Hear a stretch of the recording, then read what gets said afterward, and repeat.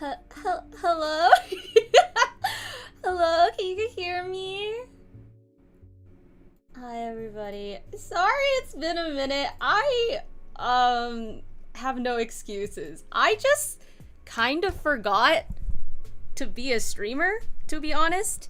Yeah, that's the primary thing. I had like finals and then I was like, oh, I'll just stream after finals, and then finals finished and I was like, I want to decompress after finals, and then I spent a week off, and then and then Christmas happened and like all this stuff, and I'm like, oh my god, it's been forever since I streamed. So hi. I'm back! Yay! So today we're just gonna be drawing some umas and hanging out. I missed y'all. So small or like slight updates on model. If you have noticed, my model is very, very, I don't know, I feel like my tail is moving way more than normal, and I don't know why. And part of it is okay, so the prism model got updated, so I don't really know how to update some things. I think I made it so that the tail didn't move as much before, but I don't know if that's really the case anymore, so sorry if it's like distract. Maybe I could just turn it off. Should I turn my tail off? Maybe I can do that. Hold on. What's the hotkey I did for that?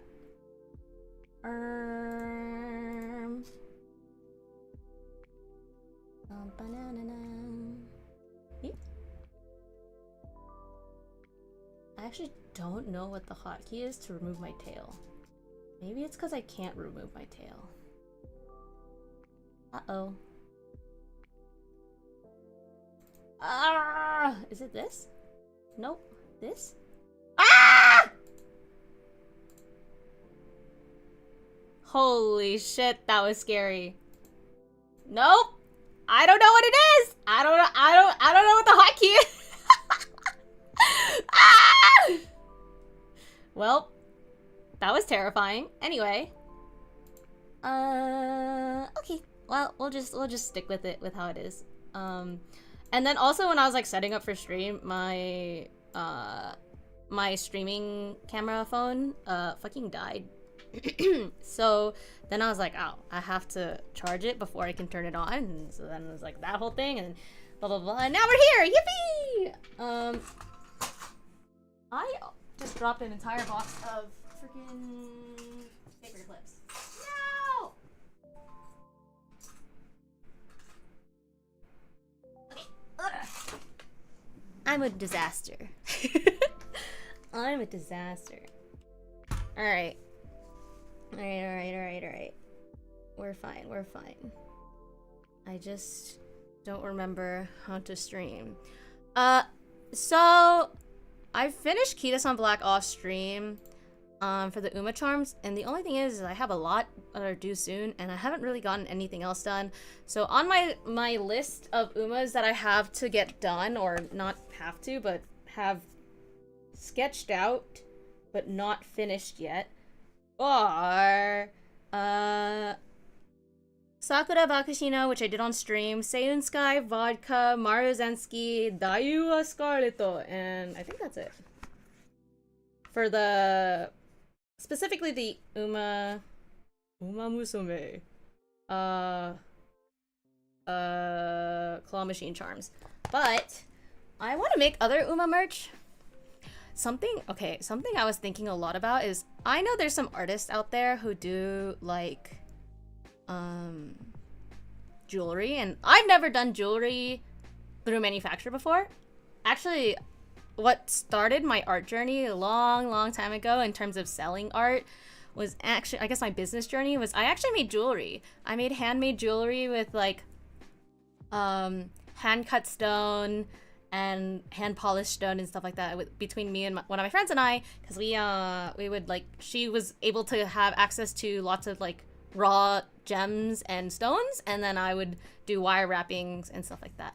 So that's what I started with jewelry, and so I was like, what if I do jewelry again? And what if I made Uma jewelry? That would be so fun. But then I don't know how to manufacture jewelry. I don't even know where to go. I don't even know where to start. So I don't know if that's something that I can do, but it'd be really cool if I could. Hold on, my tail is distracting me. Hold on, let me see if I can Let me see if I can grab it.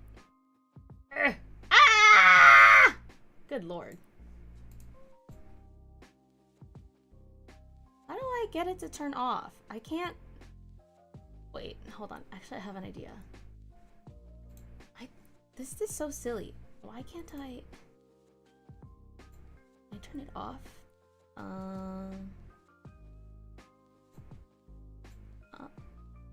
How do I turn off tail? How do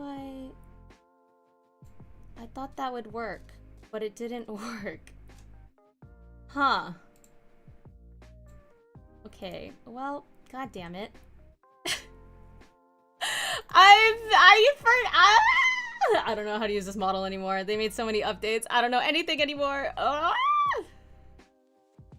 Okay, well, oh well. Anyway, I thought it would be cool to one day do, like, Uma jewelry. I feel like that would be really fun, but I don't have any experience in it, so I don't know if that's, like, silly. I don't know. I just feel like it would be really fun to do.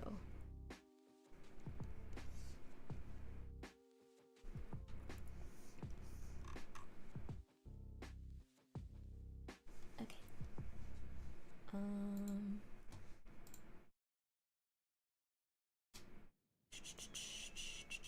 Do I have a reference sheet for Sakura Bakushi? No, oh, I do. Okay. I actually finished season 1 finally of Uma Musume, and I also went to a horse race. I actually went to the opening day for the American Classics, which was held at the Santa Anita Racecourse. So I got to see the American Oaks, which was really cool. We didn't go for the whole day because they start with like maiden races and stuff, and then the last 2 races are G1s. And so I got to see the last 4 races, which was really fun. And we actually bet on some horses because I was with a bunch of friends, and we were like, why not? So we being me and Jake specifically, we bet on 2 horses per race that we were in because we were like, why not? And we only did winning bets. We didn't do like box betting or any of that stuff. And so we won, or I guess one horse we bet on actually won. It was so exciting. Because here's the thing, it's not like we did any research beforehand or anything like that. We actually just bet on the horses with the funniest names. I don't know if that's like a bad thing or whatever, but we just did that because it was like, why not? We're only betting like a few dollars, right? Per horse. So we just were like, okay, we'll just hee funny bet money on the horses with the funny names. So in the G1 before American Oaks, I don't know what its name is. We bet on 2 horses. One of them, I don't remember their name, but the one that won was named Goal Oriented, and so we were like, that one has to win because he has goals. And it did! And so we won a whole $6. They didn't have change because technically we made like $6.30 or something like that, but they round down, so we made $6 off of the, I think $3 we bet off of it. So it was very funny. It was very funny to like bet on a horse and stuff like that. I don't think I'm gonna go and, you know, keep betting on horses or anything, but I think it was a really fun experience. There was actually a lot of people there. It was apparently the highest attendance they've had since 2016, and the highest opening day, like Classics opening day attendance of the century, like something like that. It's pretty crazy. There were like a good number of Uma fans because they were, and I know this because they're carrying like Uma merch and stuff like that. And there was a handful of cosplayers too. I really wanted to cosplay at this con, or not con, at the event, but I didn't finish my Miao cosplay in time, which I was really bummed out about. Because, you know, I just thought it would be cool to cosplay Miao for the event, but I did not get to finish it in time, so yeah. Did you know that like most yellow fabrics are, or I should say, did you know fabrics are seasonal? Which makes a lot of sense, right? If you're gonna try to sell, like, people are gonna sell fabrics for things that are in season because it makes the most sense, like color wise and also material wise. It's actually very, very difficult to find fabric that matched what I wanted. So I was trying to look for like a nice yellow plaid fabric, and I could not freaking find any. I realized I'm using the wrong pen. I realized I couldn't find any anywhere. I like looked fucking 3 whole different like fabric stores, including like wholesale places. Nothing. It sucked. And I was like, what the heck? Why do they not have it? So instead I went on to Poshmark and I bought a skirt that like works. But the thing is that, you know, Poshmark's like a secondhand online retailing, right? And I actually did go to thrift stores as well to try to find pieces for it. So the last piece that I was missing was the skirt, and I found not a yellow plaid skirt, but a yellow plaid shirt. And I think it's in men's large, but it's still not enough fabric to make a skirt. So I was like, God damn it, like this sucks. So I can't cosplay Miao. However, that means that I should be able to get it in time for Anime Impulse LA. So since I'll be tabling there, if you're gonna stop by, I should be Miao one of the days. And then if I'm able to finish another cosplay, which I really highly doubt it because I have so much other shit to do, but if I do happen to finish another cosplay, I'll probably be Shifty. So Miao and Shifty are on the docket as in terms of cosplays that I have planned. Also, another one is Astra Yao, which I was supposed to do at Impulse OC but ended up not doing. I just have to paint the pieces, but Shifty's more close to done. I have only like one piece left to do for her. Yeah. Okay.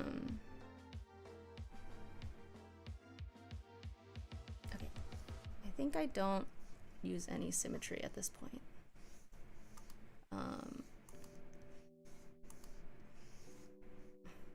What the heck? I said no. Okay.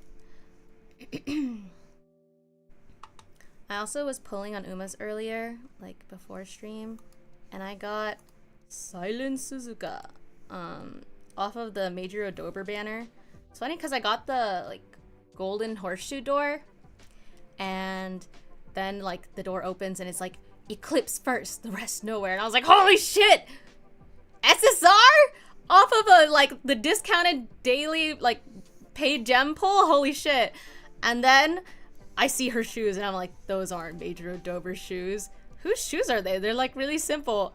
And out comes Silent Suzuka, and I was like, I didn't think I would get her anytime soon.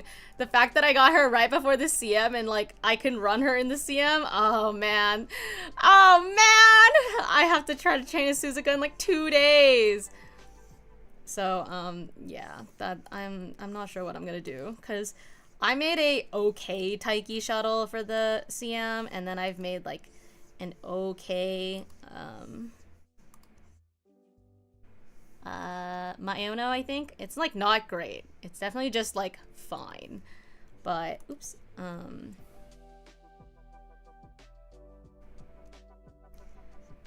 But unfortunately, I didn't have a third unit anyway that I knew what I was gonna run. So the fact that like Suzuka came was a good thing in that sense, but bad thing in that I don't freaking I have to build one now. I have to train one. It's a rough time.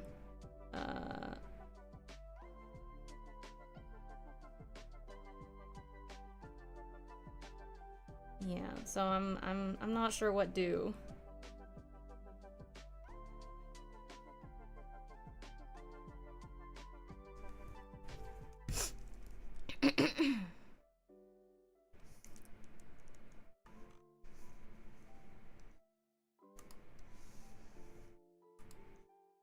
Oops.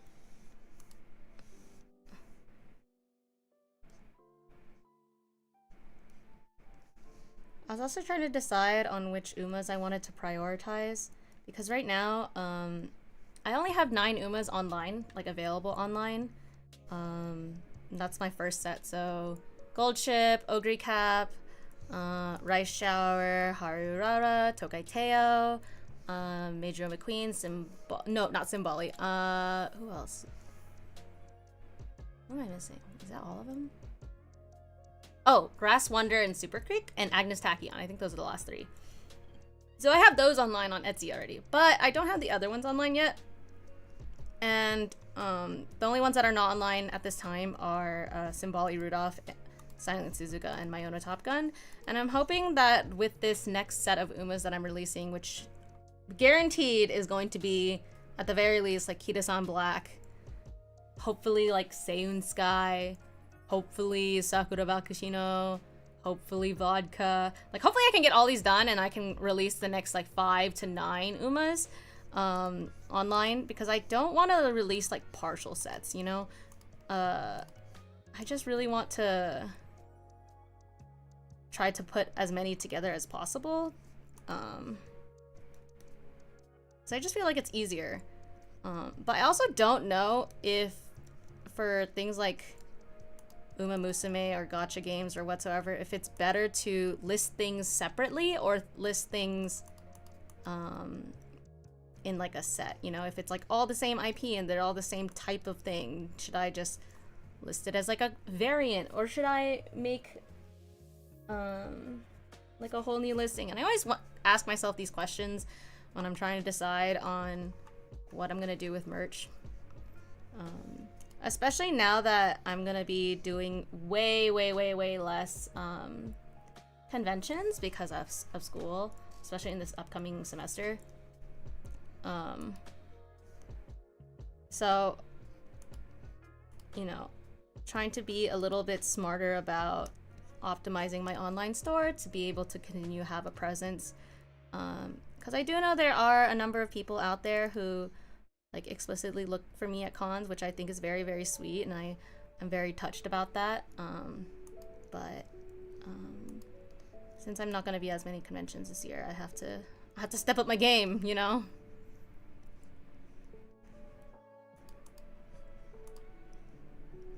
So I'm a little stressed, especially for this upcoming semester. I have a lot of shit. My schedule is really busy, so my stream schedule is going to change again, and unfortunately going to decrease substantially, which sucks. I hate cutting my stream time, but it's like I basically have classes every day for a long period, like very long periods of the day, and that doesn't include like homework and readings and all that stuff. So it's kind of doomed in that sense. But we'll figure it out. I just need to basically sit down and figure out my schedule overall, and then hopefully I can figure something out to be able to stream semi-regularly with y'all and hang out and do things, you know? Because I have really been enjoying, like, you know, playing Nikkei with everyone and playing Uma Musume with everyone. I never expected myself to become someone who streams, like, gacha games. I always thought... and this is me trying to be honest and not toxic, but like I always thought like streaming gacha games was like whatever. I was like, I mean, sure, I don't know how this is interesting, but I think part of it is I've never found I haven't like found that many gacha games in general that engaging or that interesting. Like I never got into any of the Hoyo ones or anything like that. So I think that's my biggest fault there, is because there wasn't a gacha game that I was interested in watching anyone play. But because there wasn't any gacha games that I was particularly interested in to like any crazy degree, right? I didn't really play that many gacha games. I played Dragalia Lost before all this, and that was basically it. Because gacha games has not really stuck for me. So, but now I'm like, oh, I kind of get the appeal. Like, not only is there the hee funny gambling component of it, because, like, you know, the gacha is effectively gambling, and it's, you know, an exciting thing to watch, but also, you know, you get to watch gameplay of something that you find entertaining, and I think it's no different than like any other game. So this is my Meow has grown moment.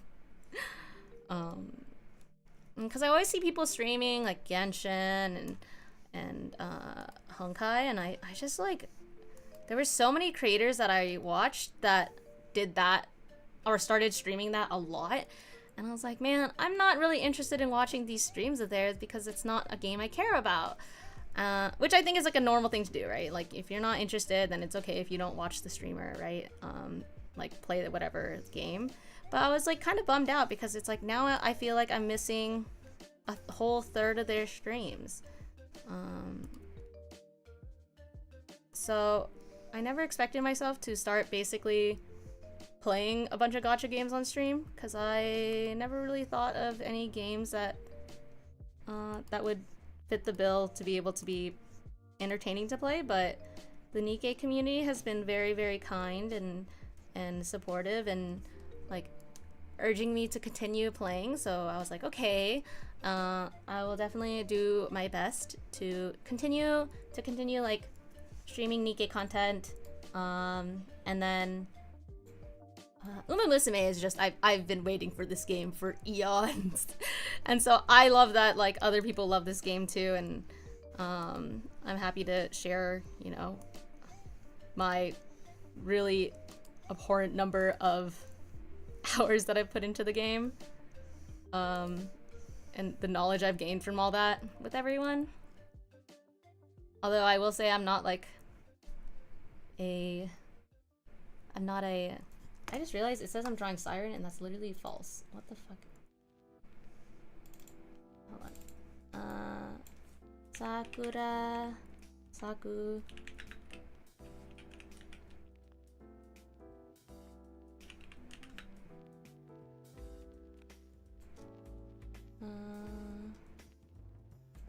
Okay, there we go.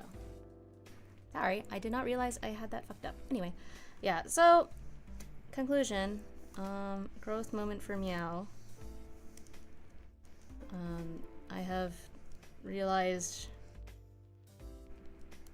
the short-sightedness in my ways. I don't think that my, you know, me not wanting to watch like some of my favorite streamers play some video game is particularly a bad thing or anything. It's just like, oh, that's not like, you don't have to watch every stream of someone, right? So I don't feel particularly bad for that. It's more so just like I would like to consume more of their content, but now the amount of content that I am interested in is more limited, and so that's what my issue is. It's kind of like, for me, I like to consider myself an art streamer primarily, because art is something very core to me as a person, and it's where I started when I started streaming, and it's by far my highest streamed category, or like my most streamed category by hours. So, you know, there's that. But I do know that like in comparison to other categories, it's not like where my core viewership is, or maybe I shouldn't say core. It's not where I get the high, like bigger numbers, you know.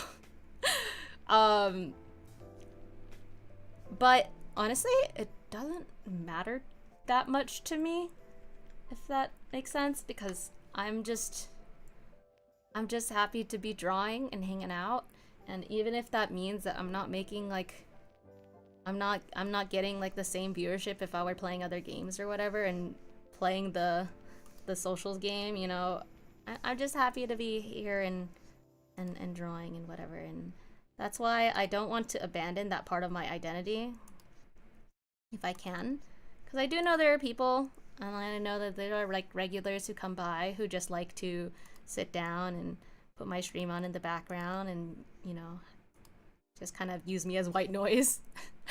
And I would still want to create a space for people to do that if they want to, you know?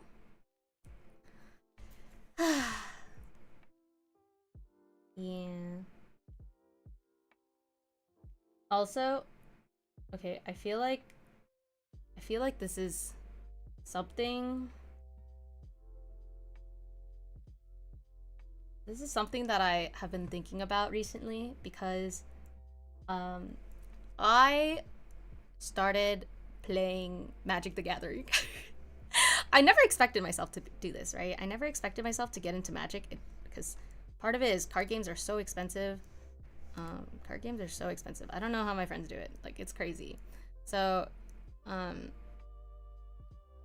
started playing Magic, and I've only played Commander because that's what my friends have been playing.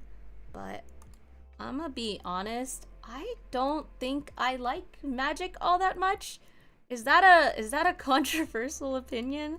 Is that a hot take? I'm not the biggest fan of Magic in comparison to a lot of other, TCGs I played, which I think I am a TCG baby when it comes to when it boils down to things, right? I've really only played let's see. I've played Pokemon, both like the pocket version and the regular version. I've played Yu-Gi-Oh, like the standard in-person card game, like eons ago. I don't really remember all that much about it, so I can't really use that as a comparison point. I've played a little bit of Hearthstone. I've played a lot of Legends of Runeterra. I've played Magic now. I've also, what else have I played? Any other card games? Like TCG type card games? I can't think of any others. I've played like a handful, literally like 5. And I think, unfortunately, out of all of my experiences, Magic has been my least favorite.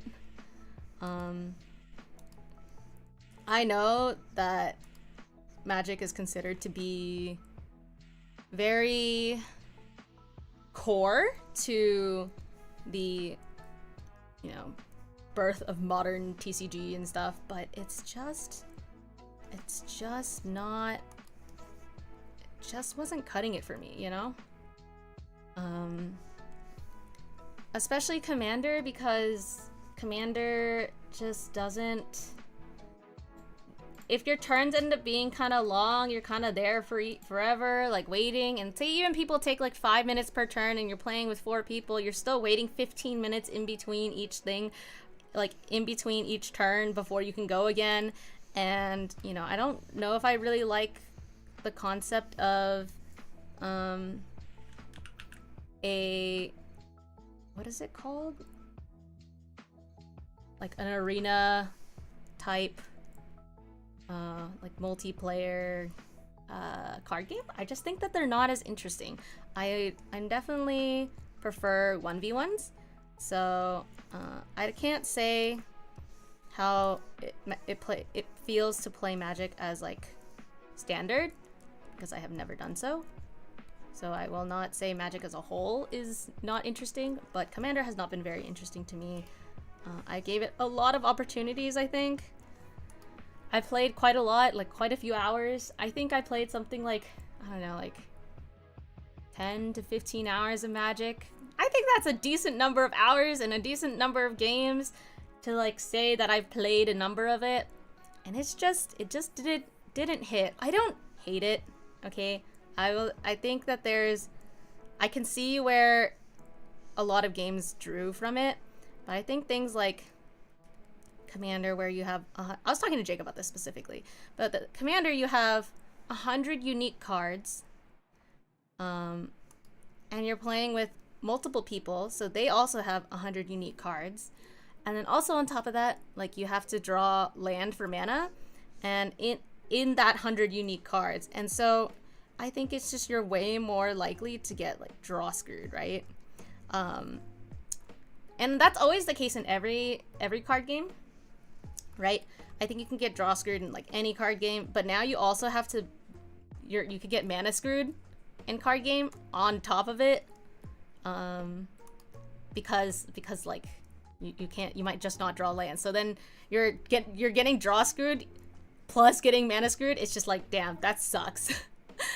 And something that Jake and I both like kind of came to the conclusion of is we think that Commander's not really built for beginners to Magic because of all the unique cards and like the effects and stuff like that, versus if you've just been playing Magic, like standard Magic, for like fucking a decade, 3 decades, your whole life, you played since the womb. Like, I can see it being like a fun mix-up in gameplay, but otherwise, it's like I don't think it scratches an itch that TCGs normally would for me. So I'm not there for the huge Magic games. So unfortunately, I don't think I'll be continuing to play Commander for the foreseeable future. I do want to try things like oh, hello. Hi. Or there's some cartridge. No, did we run out? I don't think so. I can't find it. Did you check the bins? In there. Yeah. Yeah. I don't know where it is. I can look after stream. Okay. Okay. Bye. Bye. I'm shit talking Magic. Yeah. This is a Legends of Runeterra stream, right? Yeah. I literally re-downloaded Legends of Runeterra on my iPad while we were playing Magic because Commander was too slow for me. And then I also downloaded TFT and played that too. Hey, I hope you and yours had a Merry Christmas. Yeah, it was a lot of fun. We played Terraria. We played Terraria like all night. We don't really like celebrate Christmas as like a, you know, like a religious holiday. It's just kind of like a fun way to hang out and get together and blah blah blah blah. So I just played Terraria with Jake and it was a good time. We ate food and, you know, we hung out with people later and whatnot. But yeah, hope your Christmas was good too. But anywho, conclusion, Miao is not a fan of Magic as Commander. I'm sorry. If you can give me good reasons as to why a beginner to Magic should be interested in Commander, feel free to try to convince me. But in the 10 to 15 hours that I played, it's just not it. Not it. Yeah.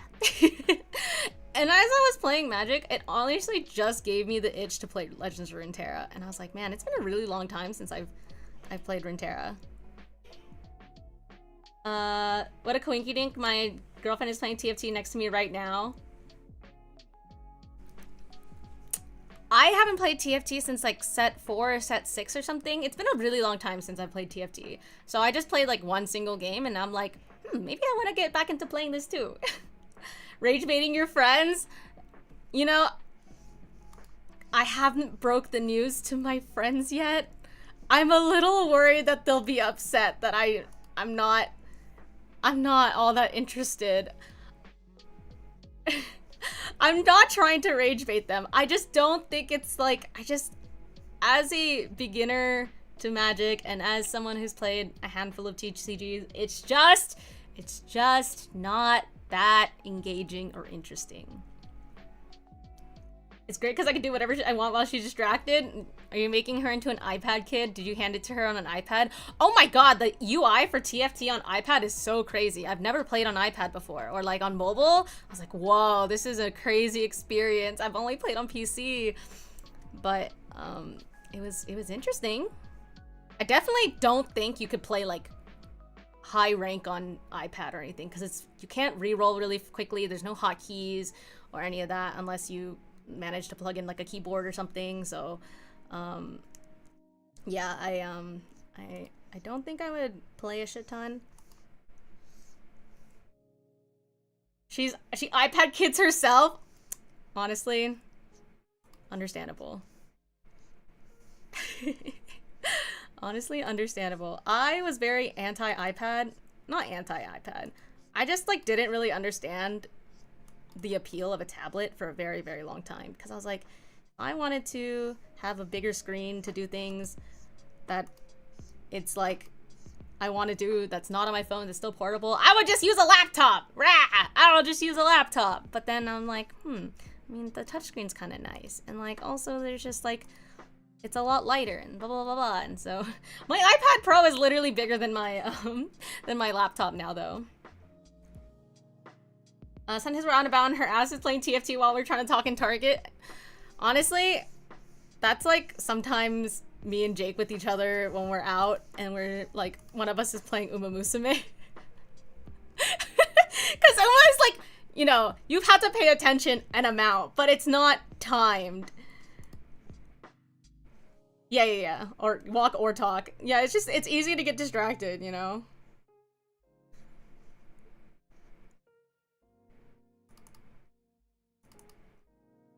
So, I definitely feel that. Don't even get me started on Uma. I have too many hours on that game. The fact that that game released... I just realized, I think I'm... Wait, is this correct? Hold on, sorry. The fact that that game freaking released in June of this year, and it is my most played game on Steam, and does not even include the number of hours I've put in the game on mobile. Yikes.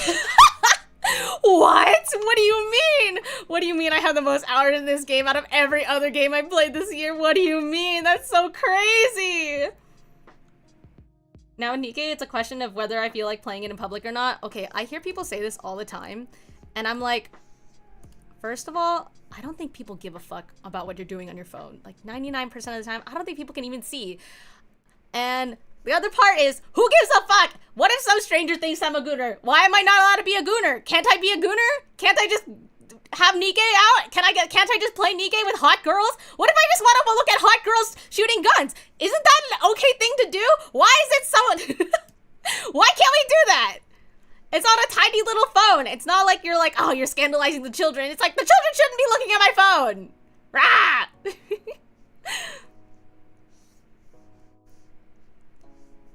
Because, like, Jake's brother, when we were at, like, I remember we were traveling, and he didn't want to play Nikkei in the airport lounge. And I was like, why? Why not? And he's like, I don't want people to say. I don't want people to see. I don't want people... I'm embarrassed. And I was like, why are you embarrassed? It's just a game you like playing. And he's like, well, I feel like people will judge me. And I'm like, who the fuck is looking? Who cares? These are strangers. You'll never see them again, and if you do, they probably, it still probably doesn't matter, you know? Ethical gooners. I mean, it's just like, I don't know. I think it's like, if you want to enjoy something, and as long as you're not being fucking weird about it, then I don't think it's a problem. Like, I don't think you're fucking gooning in public, right? You're just playing a game, and I think that's okay. And it's not, okay, I can't say it's not explicit. In comparison to other games, it's definitely a lot spicier, but it's not, it's definitely like NSFW, but not explicit, you know? And when the Nikkeis are on your phone and you're playing, they're really small, right? Like, they're not that big on your screen. They take up the, like, tiny little bottom of your screen. What, like 1/4 of the screen of your screen at the very bottom? Like, who the fuck is looking that close? If they're looking that close, they should be minding their own business.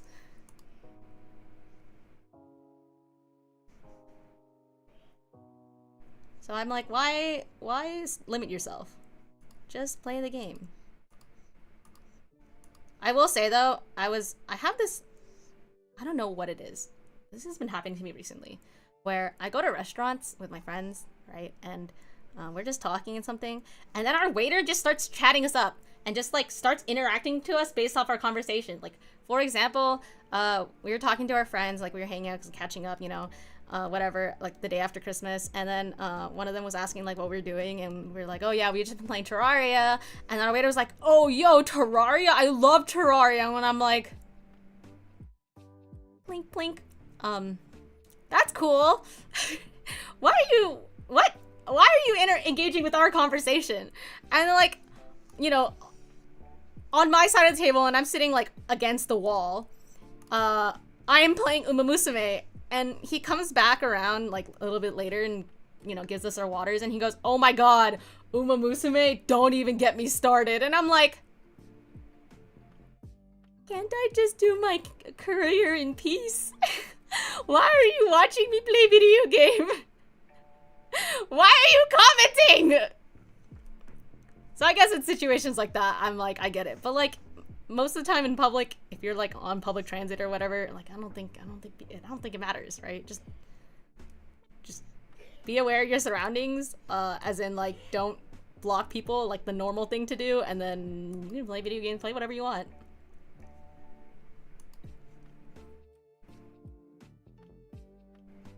I think there are people doing far worse things in public than playing Nikke, you know? I think playing Nikke in public is like the least of most people's concerns.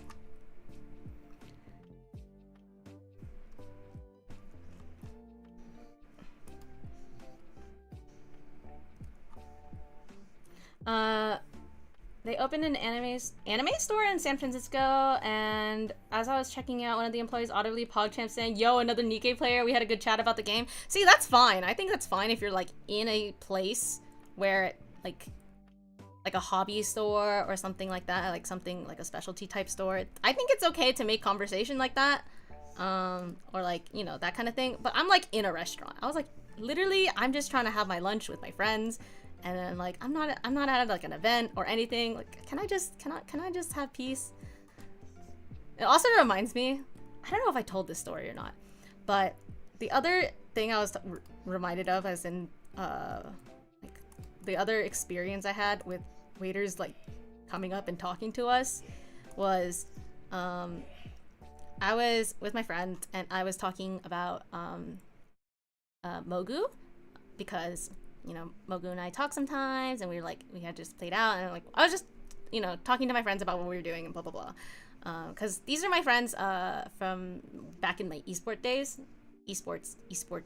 and so we were catching up, and so I mentioned like Mogu, and then my friend also did contract work for a certain exploded pink company. And so we were just talking about VTubers, right? And the waiter comes up to us and he like stops and he's like, "Sorry, I was gonna make a joke to being like, oh, yo, can I have your autograph? Are you that VTuber?" But, you know, I kind of chickened out. So like, I just heard you guys talking about VTubers and I was like, that's cool. Like, I like VTubers, blah, blah, blah. And I was like stun locked. And thankfully my friend, like, I love her. She just goes, "Oh yeah, I get that all the time." Like, I'm like, yeah, of course I'm a VTuber. Like, I was just sitting there like,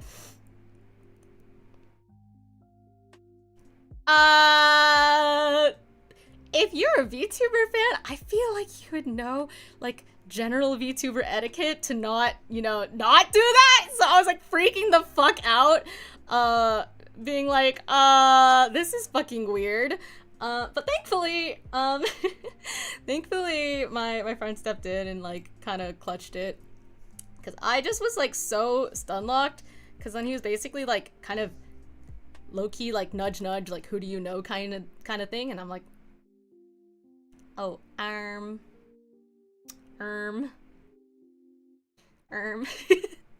yeah, so I'm like, I don't want to say anything. Anyone has a kind of chain store that sells gacha game goods, and they had an aisle for Nikke, some overpriced acrylic stands, and a Rappy mug? Animon. I don't think I've ever heard of that. I've heard of like Animate and Kino, but Animon. Official Hoyoverse merch store. Huh. Oh, okay, I see. It's like a NorCal thing, I guess. Oh, I see. Yeah.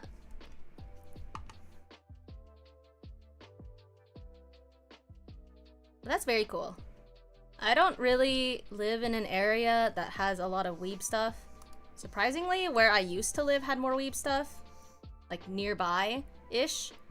But I think I have to do a little bit of a drive if I want to go to any like weeb store at this point in time, which kind of sucks, because I'm like, that would be nice to be able to just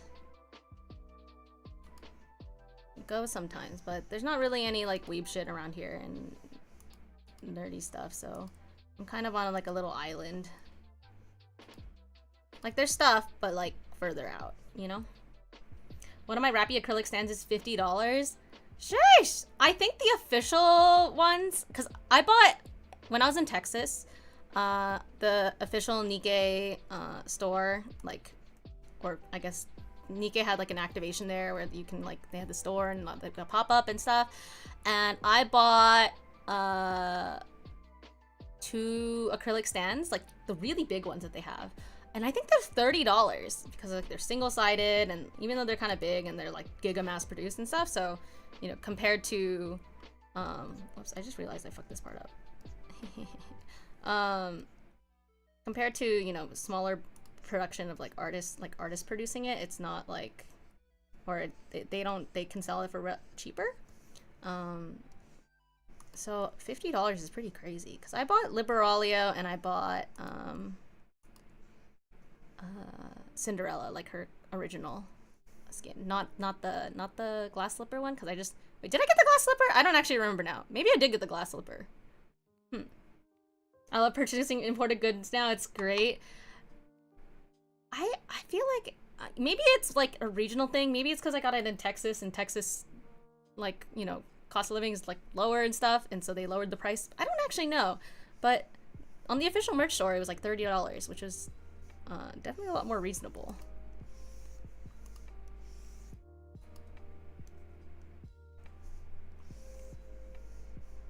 $60's crazy, because like I don't even charge $60 for my Blanc and Noir spinning acrylic standee, and I feel like people already look at that and think it's expensive.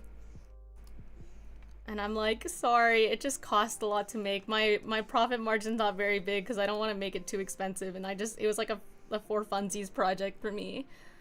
So I feel kind of bad that like Blanc and Noir, the spinning stand costs so much, but you know, what can you do? So the fact that they're selling like a normal ass acrylic stand for $60 or $50, what the fuck? That's crazy. That's pretty crazy. And my acrylic stands are also imported, for the record, because I have to. I don't have a U.S. production company because it's very expensive. It honestly costs it'll cost more for me to produce in the U.S. than to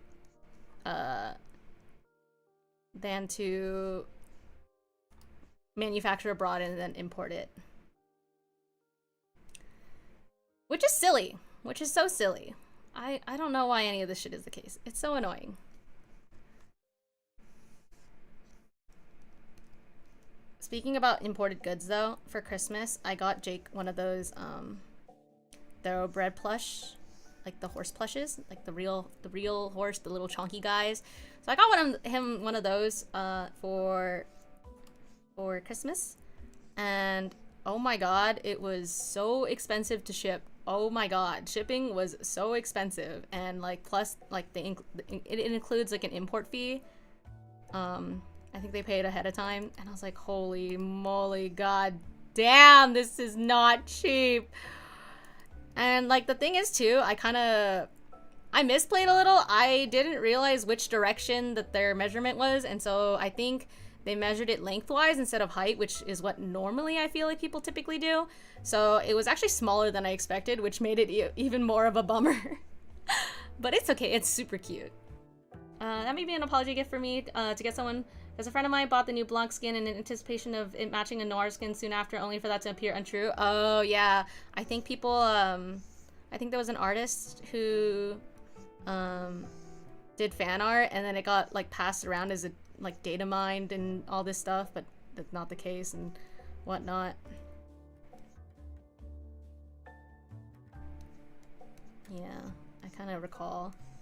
I don't know if I will continue producing the Blanc and Noir acrylic stands once they sell out, because I think they do well enough, but they're pretty expensive to make, and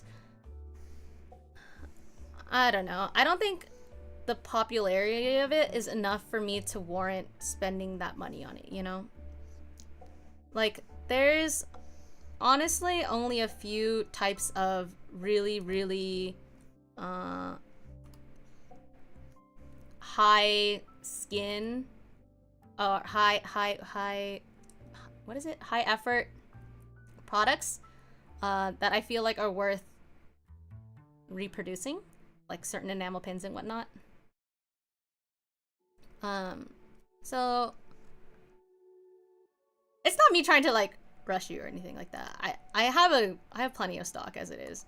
But things like acrylic stands, I feel like compared to my other merch by a large margin, they don't sell very well for me. And it's probably because I think people view me as like a small items artist, and standees are bigger ticket items, which is understandable. So they don't really come to my booth for things like standees. Like all those Nikkei stands, they've done better as Nikkei stands, the pilgrims that I did, but they still don't do like absolutely crazy in comparison, you know. I'm as charms, they just weren't seen, like they weren't visible. But then as stands, people can see them and they like them, but at the end of the day, even though I priced them, I think relatively reasonable. They're $25 for like a front and back different art standee that's like, I think like 5 inches tall. They don't go super crazy, you know. People are like, oh my god, that's so cool, that's so cute that you put their butt and all that stuff, and then they don't buy, you know. And that's fine, but it kind of makes it so that it's like, do I want to go through the effort of producing this merch, continue producing this merch? Should I continue this line? Should I discontinue it?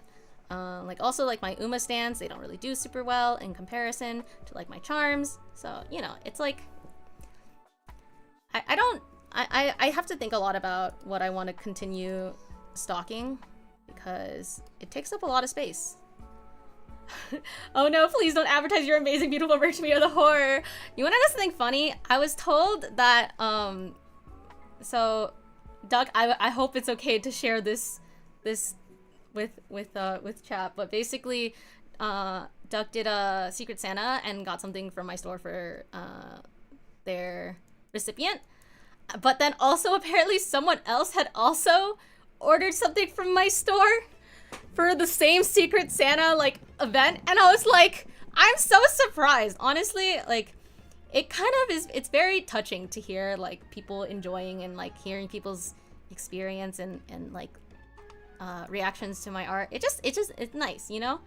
And it's actually very, very funny because he told me which or like what was in it, and I was like, funny enough, I actually literally remember packing this order because it stood out to me, and because it was Mako and Nana, and I was like, oh my god, besties. And like I remember packing it and like thinking that and being like, oh, that's so nice. I didn't realize it was for the same like Secret Santa thing. I did a genuine double take to the other person getting your stuff. I would have been so stun locked. You know, something I think about a lot is I'm always worried that people will feel like I'm being cheap if I give them like merchandise that I've made as a gift, or use it for something like White Elephant. I'm worried that people will think I'm being like selfish or stingy or, you know, or whatever, right? Even though I think for a lot of my merch, when I make it, I often have somebody in mind, like someone personal that I want to make this for, because I think they would enjoy the thing that I'm making, right? So I have them in mind while I make said thing. So I like to give it to that person a lot of the time as gifts. But I'm always worried that people will think I'm being, you know, like it's not as meaningful. I'm always worried about that, you know? Hi, Brad! Holy 46 months. Insane. Thank you for the resub.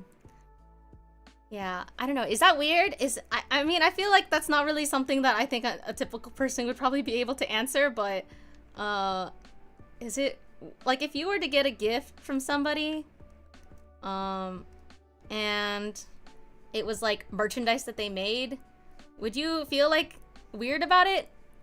I mean, because it's not like technically a handmade gift, you know? I did a lot of that. because I wanted to avoid people feeling like I'm just being skimping on merch for them, but I don't know. I think it's the most gracious of you to hand out something you sell for money as a gift when the item can be making you money. I guess that's a way to think about it. I don't know. It's just like, it's like, what if I brought it to like a white elephant thing, right? Like, am I being silly? I don't know. If you gave me your Meow charms as a gift, I'd be happy. I literally did that for Mogu, by the way. I actually sent Mogu a Christmas present. I sent Mogu some Uma charms. And not the one, okay, I know she wants specific Umas, but I don't have all of them yet, so I was like, I'm gonna just send you a set for free, because, like, I love you, right? And so I also sent with her, like, a set of Meow merch. And I remember thinking the whole time, I was like, is this ego? Is this ego to send this to her? Is this weird? Is it weird to send my friend merch of myself? But luckily, I think she liked it. But I was like, man. I think as long as it was gift given with good intentions and them in mind, and not just you throwing it out, I don't see why it wouldn't be a good gift. Okay, yeah. I never think of giving merch to people as a means of like getting rid of it. If I were trying to get rid of like old like dead stock or whatever, I would not proffer it as a gift, but rather being like, hey, do you want one of these? Like that kind of thing, right? So yeah, I often do that. I don't think that's much different than being handed something handmade. I don't know, I certainly appreciate it in that same scenario. Okay. That's good to know. That's very reassuring, because I have a lot of anxiety over that, because I just don't know like what, because it's not okay. The thing that's like a big, or that makes it very difficult for me is because it's not like it's something that has a very clear like social outline, or like, you know, something that people have already decided is correct, because it's not a particularly regular situation. And maybe it's just because I'm freaking autistic, but like I'm like, I don't have the pieces I need to comprehend whether or not this is okay or not, okay? So yeah, that's why I'm like, help me. I don't know.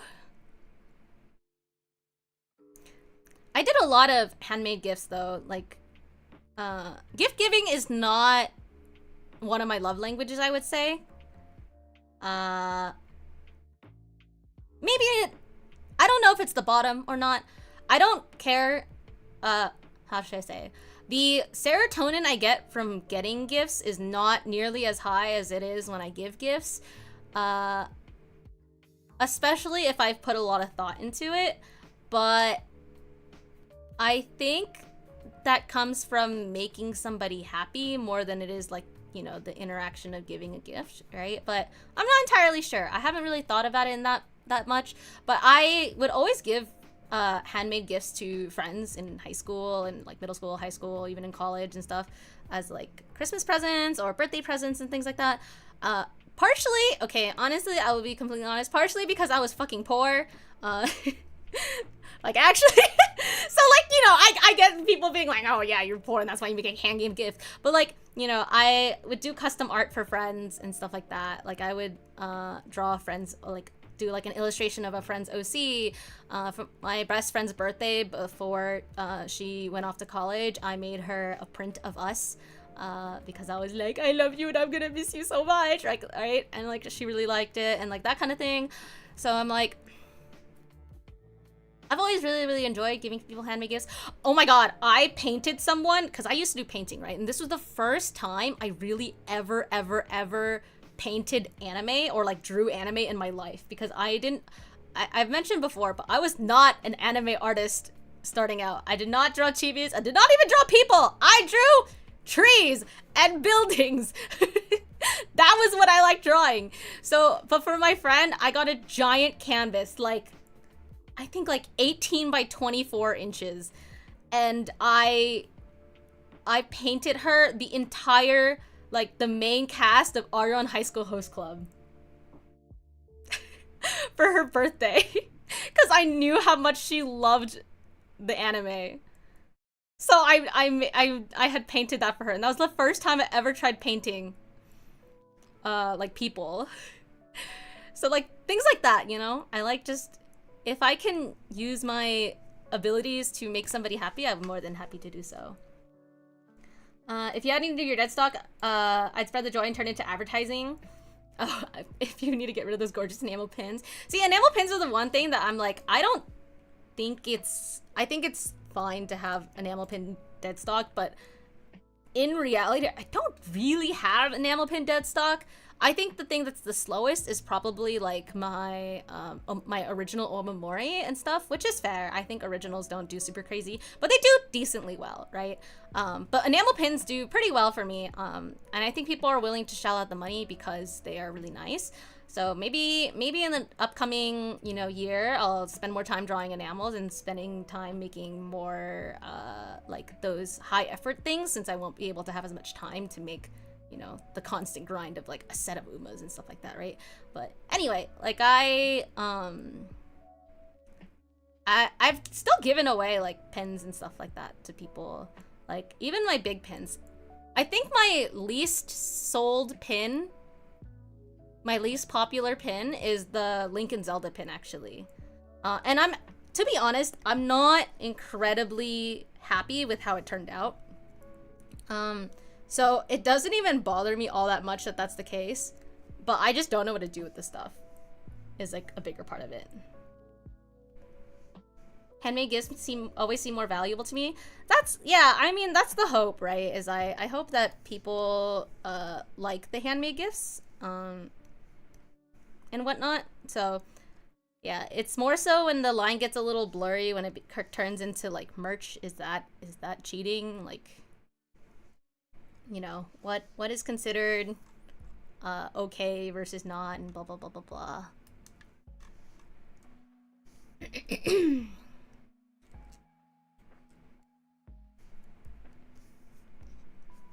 What the heck? Why does this keep happening? Okay.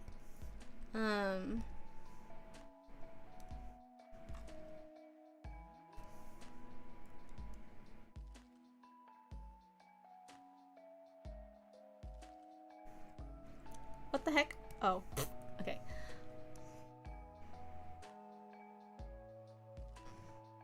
Yeah. So when it comes to like art that's been like mass produced or whatever, I hope it still holds like similar value to people. A cat can only hope, right?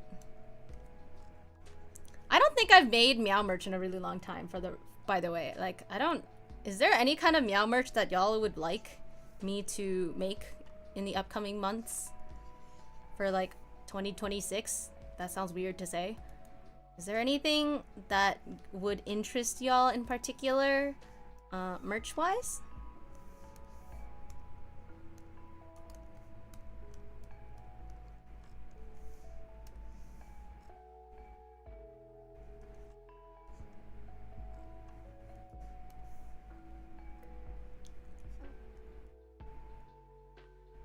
Meow's pad? I've told you about what happened to the Meow's pad, right? The Meow's pad that has been lost to the wind.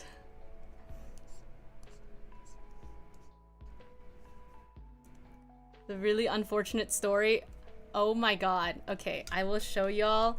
So I actually had a Meow's pad, okay?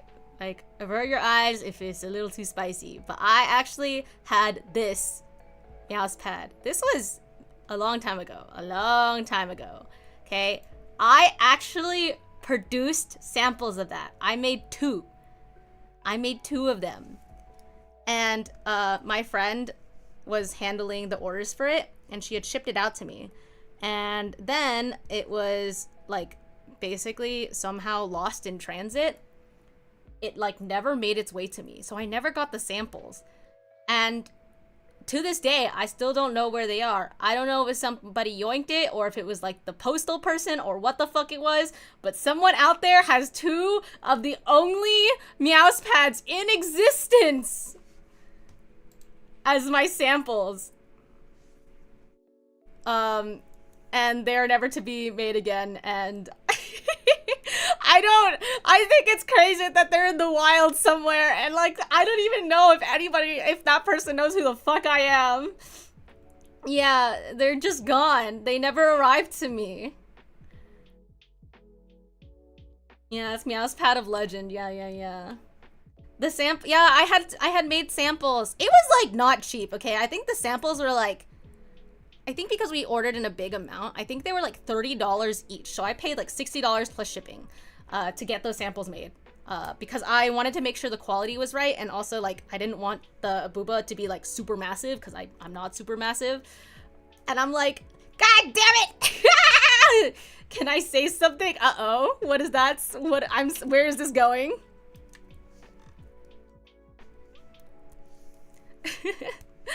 Yeah, so I wish, man, I don't know. Maybe one day in this world I'll make something similar, but today is not that day.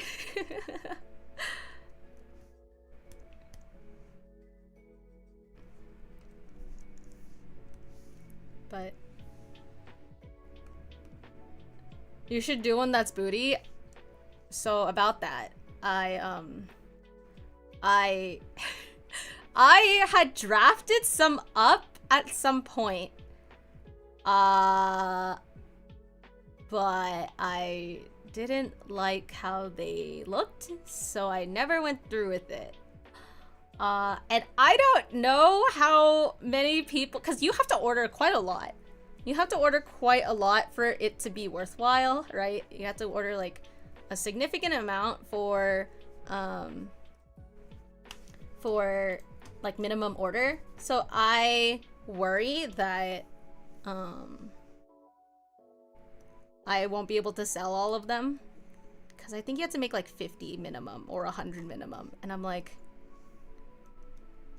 what do if nobody want me? What do I do? So I don't know if I can commit to a mouse pad. I just made the samples mostly for fun. But maybe one day. Maybe one day. Booty mouse pad is something I have considered. Just not something that I can consider for a near future. Well, I know you'll buy it, but like, then what am I gonna do with the other 49? You know, like, what? I feel like mouse pads are so, they're nice, but they're too expensive to be able to just shell out that money to produce it. My girlfriend has banned me from mouse pads. Understandable. Honestly, I don't own any mouse pads, and I actually don't own any Dakis either. I'm not, maybe I'm not the target demographic for it. I don't know. I don't have as much of an interest in it compared to other people I know. I'll buy the other 49. How much does it cost to produce? Like, how much do people normally sell like the booba mouse pads for? Is it like $50? Anime boob mouse pad. I need to put this in incognito. Hold on. I cannot look this up on my anime boob mouse pad. Oh yeah, they're called Opie. I forgot. How expensive? Okay, people sell them like $40. Okay, 40 times 49, Brad. Or 50. That's $2,000. That's a lot of fucking money. That's a lot of money. I would not expect that of anybody.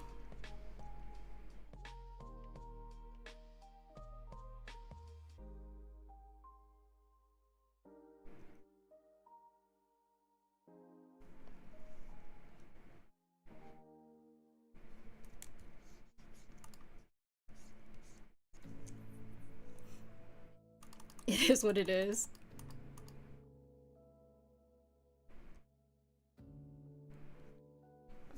Let me see.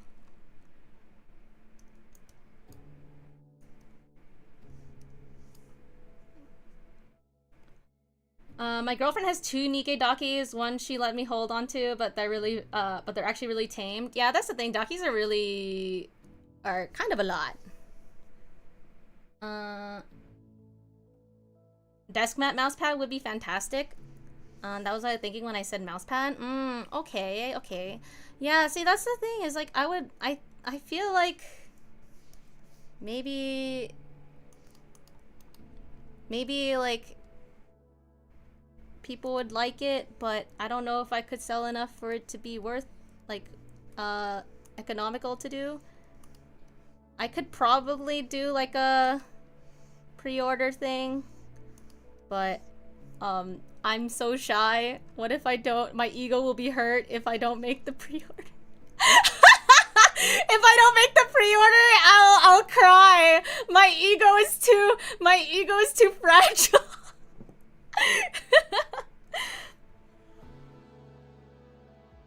Show up to Commander Night with my Meow merch. Everyone in the mom doing makeshift plushies. Where's the Meow plushie dropping? Meow card protection, mouse pad. Okay, Phantom, can I tell you something?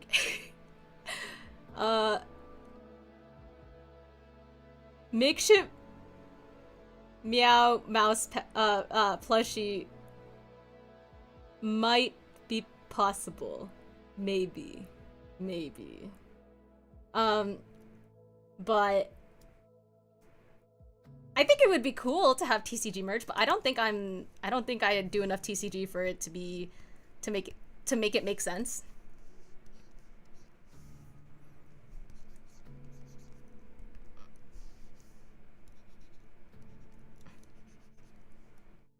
Yeah. Also, Brad, I hate to say this, I was talking about this earlier, but I don't think I like Commander.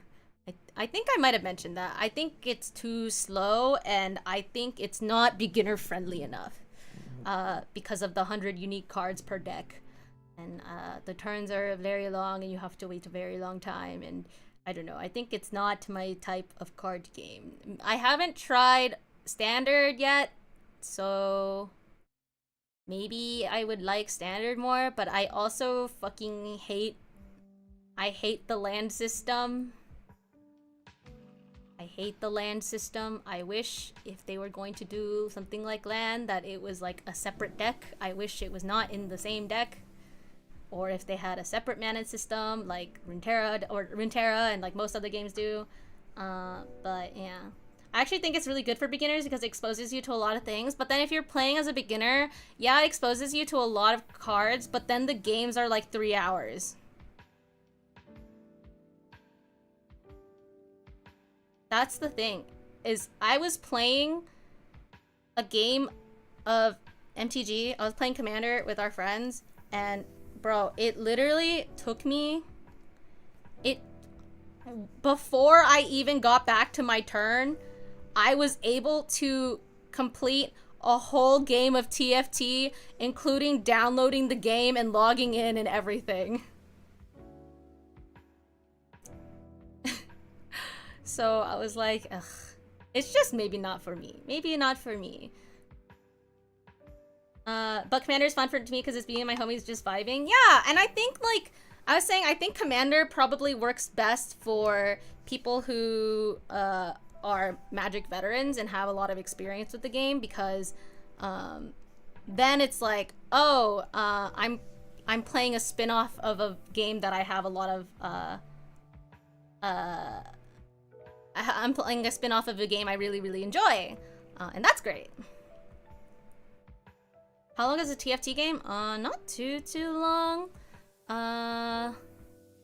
Maybe like 20 minutes-ish? 20 minutes? Maybe less, depending on how... I didn't even make it to the end. I died kind of early. I got 4th place. But, yeah. I'm not a Magic veteran. I've never played MTG. I only play Commander. Oh, okay. So I'm coming at it from the same perspective as you. Maybe I should also add, and I think you kind of know this, but I am not a patient person. I'm not the most patient person in the world. It is one of my many flaws. Yeah.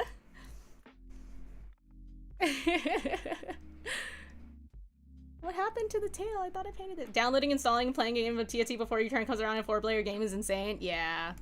That's why I was like, man, it's a little too long for me. I'm a little, maybe I have a little zoomer brain, okay? Maybe I need Subway Surfers in front of me, but... Your friends are fucked up for that? I mean, it's just because, like, everybody's trying to learn their decks and their cards and stuff, too, and, like, understand, like, chain events and whatever, and blah, blah, blah, blah, blah, and so it just takes a long time. And, like, people keep on having to, like, look up what things mean or explain what, like, some keyword means or whatever, because it's, like, a whole group of new people, you know? It's not, like, one veteran and, like, 3 new people. It's, like, 4 new people, and 2 of those people did homework on the game, and the rest of us did not.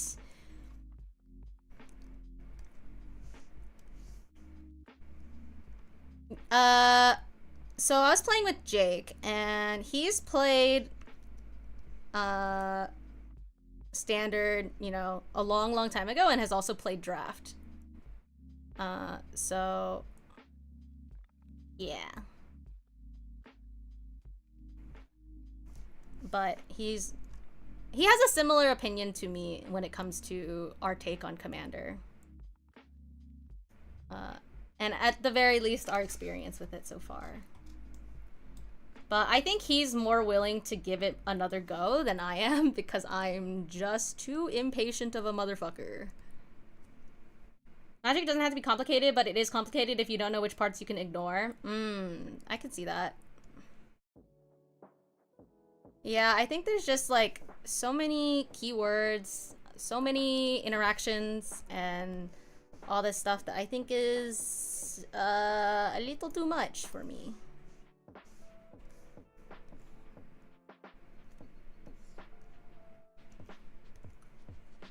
So we play with...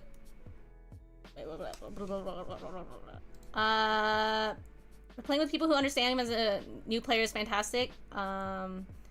Playing as for people new to Commander is a bad idea. Yeah, that's what I'm trying to say. Is I think Commander is not beginner friendly, as in a group of friends who want to get into it if nobody has played it before.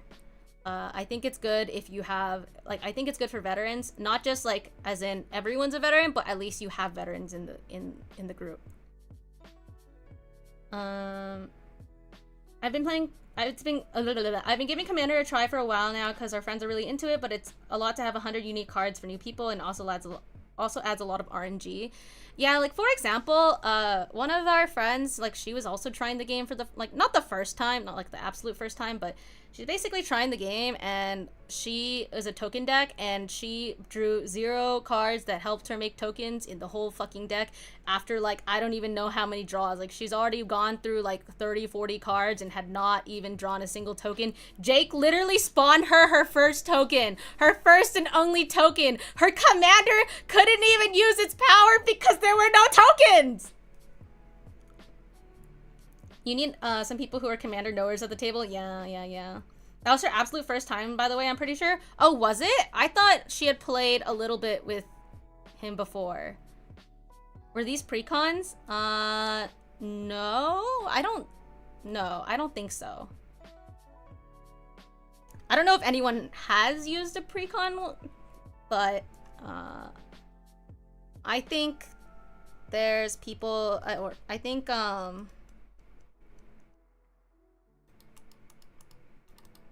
up, my brain's broken. Hold on. I put this on the wrong layer. Okay, fixing, hold. Okay. I was like, wait, hold on. What the wait, what layer did I... God! Fuck me. Ah! Hold on, guys. Sorry, I made a mistake.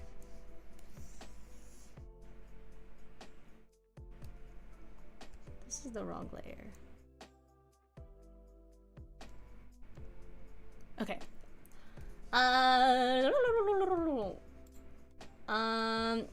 My first 4 to 5 games of brand new MTG player trying Commander was a table of precons. Card games are pretty RNG, and if you add the Magic land system where you can get too much or too little mana, then you make it 100 unique cards instead of like 40 with dupes. It's created some imbalanced feeling games for us. Yeah. My friends were experienced, but we were all using precons for the meshed experience. Oh, okay. Yeah, I think these are all like online decks that we've been playing.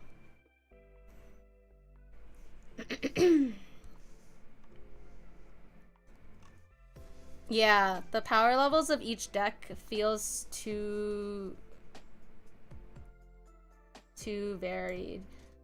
And I think a problem too, just a little bit, is that there's like not any interest in even attempting or trying different formats of the game. And one thing that Jake and I both kind of feel in general with card games is we're not the most interested in like the multiplayer. We really like the 1v1 because we enjoy getting curb stomp or curb stomping a single person, and there's no like, you know, hurt feelings because there's only one person to attack. And if you're being toxic, you're being toxic to one person whose your job is to beat, so like it feels not as bad. Yeah, he tried the Azula deck and it was crazy. Like, I was like, I didn't even get my shit out yet. There's so much of Commander because basically every card ever is made legal. Yeah. I just think there's too much variability, so I don't think it's... That's why I don't think it's beginner friendly. And I don't think it's a game that is made to be able to introduce people to Magic. I just don't think it's intended for that. Not to say that it's anyone's particular like fault or anything for that, but I think it was literally created to be something a little different for existing Magic, you know?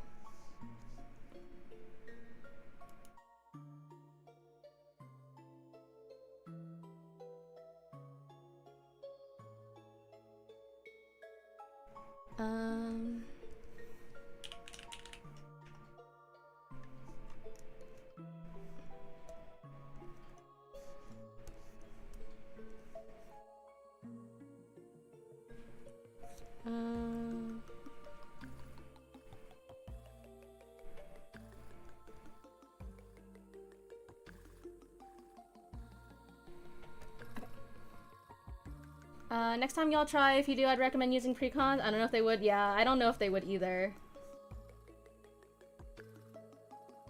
First time I ever played was because my friend bought dude, my brain auto-corrected freaking Lord of the Rings into Legends of Runeterra. I need to see myself out, actually. Ah, my brain's cooked! I had extra once I jumped in. Ah, I see. I already launched the game. In that Commander game, I literally downloaded, signed in, and freaking, I literally downloaded, signed in, and collected all my rewards from the past. I don't even know how long it has been since I played the game. Launch it right now? No, I need to work. I can't. I have to be Uma Musume now. I have to, otherwise then I can't have Umas for the con.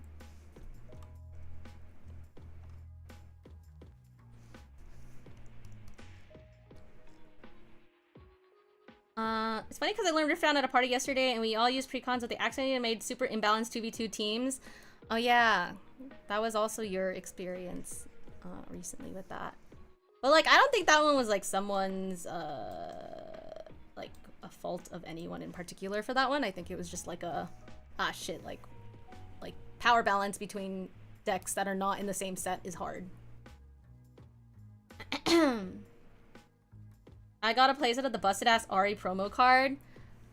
Wasn't that literally the card that was useless in the game that you played, Jake? Wasn't that the card? Wasn't that the card that literally became absolutely useless from that? It was RA plus Lux versus Victor plus Yi. Victor makes 1/1, Yi buffs them to a 3/3. RA's power doesn't work on the tokens because they can't go below 1. Oh, and then RA's power triggers before they get buffed, right? So then the buff happens. So Ari goes off, it becomes it stays as a 1/1, and then Victor's thing goes off, and then it, yeah.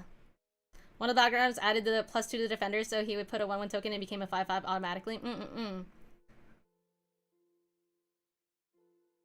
Promo Ari is get an extra victory point, oh, when you hold. Oh, okay, so it's different.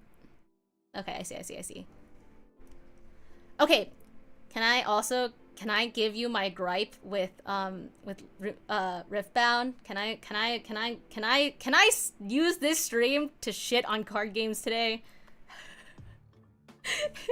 Can I just use this to shit on card games? I'm so sorry, Leora. I'm so sorry, Nova. I love you both. I love you, Mamie. I'm sorry, but I'm about to fucking card games today. I've got beef with card games today. I think Riftbound is by far the ugliest card game, like popular TCG in existence. And by ugly, I mean not, I mean like the worst to look at because it's so goddamn boring. It's so boring. They literally take the splash art of a character, remove the background, and put it against a textured a very simple textured background, and the UI of the card is also not great. So like it's just boring as fuck. Like Jake was telling me like, oh yeah, they have the Poro card that they used from Runeterra, and I was like, yeah, and they ripped the Poro out of the really nice splash art they made and then stuck it on a boring ass fucking background. Why would you do that? Why are you making the card so ugly? Like a big reason why TCGs are popular as games is because people like pretty fucking cards. If your cards are ugly and boring as shit, who the fuck is gonna buy them? Ah! Literally, I collect Pokemon cards because they're cute and they're pretty and like, what? Ah! That's my issue with the FFTCG. Like the FF is like Final Fantasy. Like the thing that pisses me off so much with Riftbound specifically and the art problem is that first of all, Riot has a team of insanely amazing artists. 2, if they don't even want to utilize that, they have so much existing art that they could just use the whole splash of, or just fucking rip it off of Legends of Runeterra because those cards are already nice and they already made additional art. Why are you making these cards so boring to look at? Okay, guess what?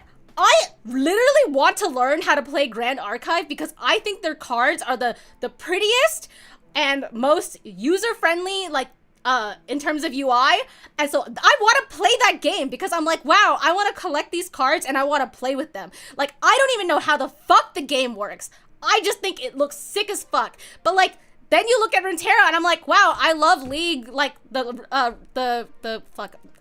is it called? The Runeterra universe, but this is so ugly. I don't want to own these. Like I don't give 2 shits to own these.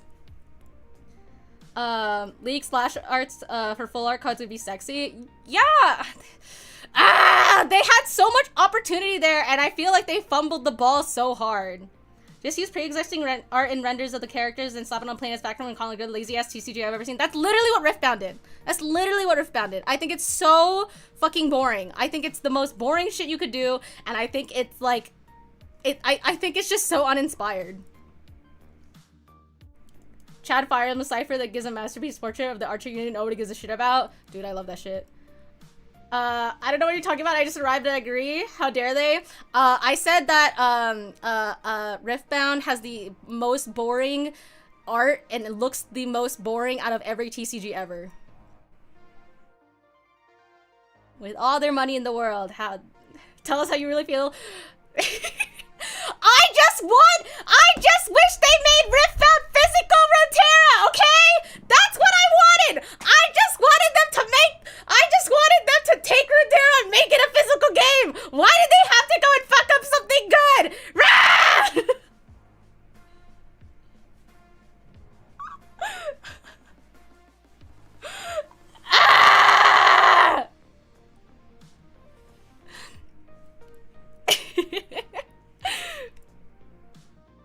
Therapeutic crash out? Yeah, I needed that. I needed that.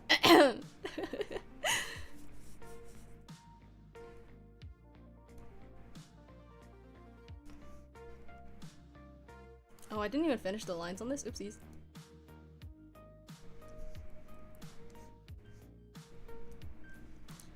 Yeah, I don't know. I'm like, put me in, Chief. If you want to make prettier cards, put me the fuck in. I'm not even like a veteran TCG player, but like if you're trying to appeal to new people, to get new people to be interested in your card game, your silly little card game, your children's card game, you gotta make it look pretty! People like to look at pretty things! People don't want to look at some ugly fucking card while they stare at their friends for 5 hours. God damn! I'd literally rather play League of Legends at that point. At least the art is prettier.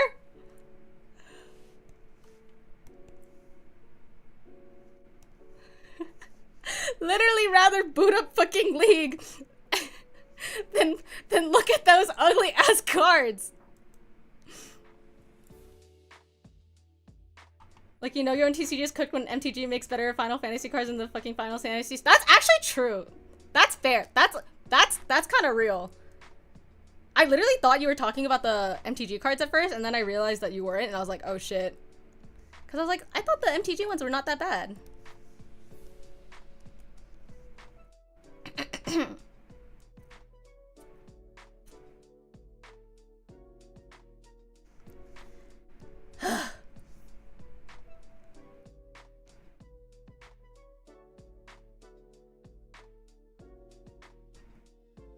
Why does Sakura Bakujino have like so many different purples on her? Hi Lishan, how are you?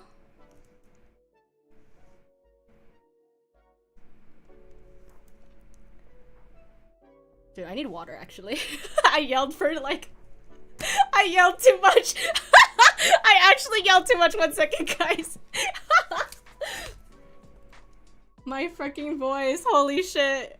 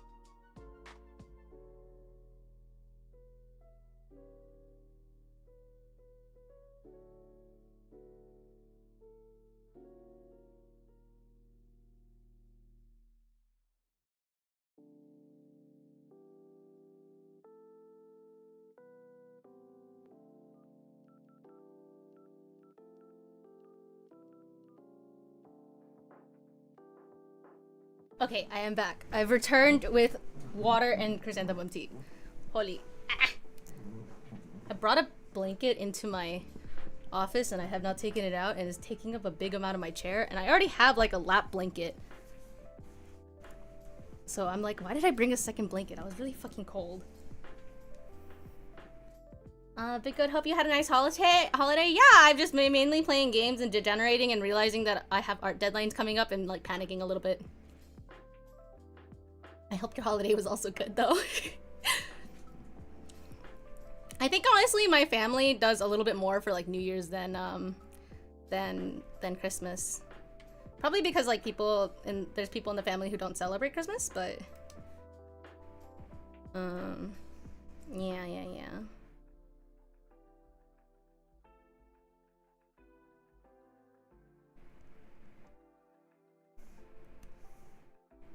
Yeah, I'll finish it. Probably, hopefully. I'm sure I have time, question mark. Haha. Right, guys? Surely, I will make everything on time. Oh yeah, I fixed all the redeems too. Yippee! I know they were kind of fucked up earlier before that, and I had to manually do them, but I finally fixed them. Cause I'm cool like that. Cause I was waiting for my phone to finish charging when when I first started stream. I realized my phone was dead, so I couldn't start streaming. So I was like, might as well fix all the the redeems now. So yeah, I fixed them.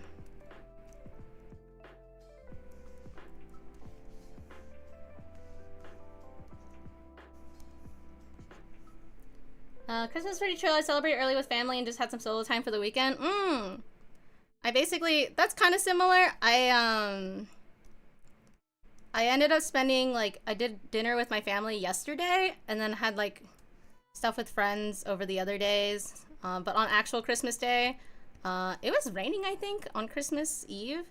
So, Jake and I just played Terraria, like, all fucking day. Actually, we slept for most of the day and then we played Terraria. So, funny fun fact about, my Terraria playthroughs with Jake, or just, like, any kind of survival craft game. We always end up naming the worlds after whatever our current hyperfixation is, and then name our characters after characters in that hyperfixation. So right now our Terraria world is called Tracing Academy, and I am Tokai Teo, and he is Silent Suzuka. And our main base in the forest for the forest pylon is like the main Tracing Academy building, which I'm building right now, which, like, I literally stopped working on it to come stream, and I was like, no, I wanted to build. That's how I name my devices, based off the current hyperfixation. That's kind of based. I don't know if I've named my devices. I named my instruments, but that's completely different. Hey, you know, can you blame me for naming our world after Uma when that's literally been our whole life for the past, I don't even know, like 6 months?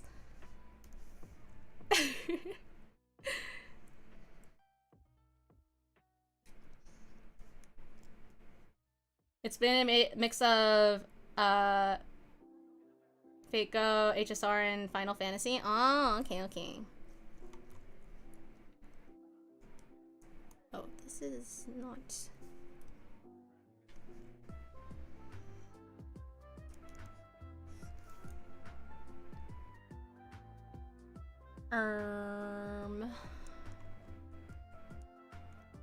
Okay.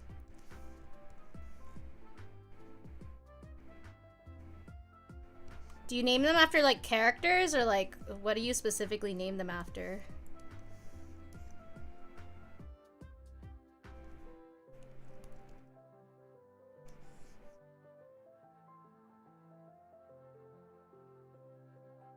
My Wi-Fi was Chaldea, and now it's...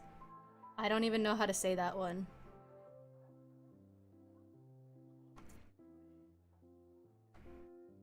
I do that with passwords sometimes. Rod, I don't think you should be saying that.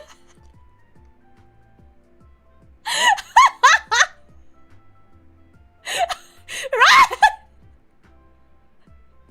You want to give me those funny little numbers on the back of your credit card too?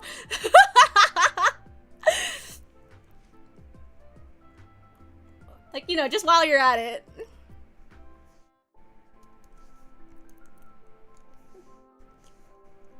It's okay, I don't play game anymore. I guess you didn't specify what passwords. My phone is Kafka and my iPad is Hokusai. Any particular reason for, like, choosing those characters for those devices? Or is it just, like, whatever comes to your mind first? Or is it, like, personality based? That sounds so silly. My iPad's personality is this character.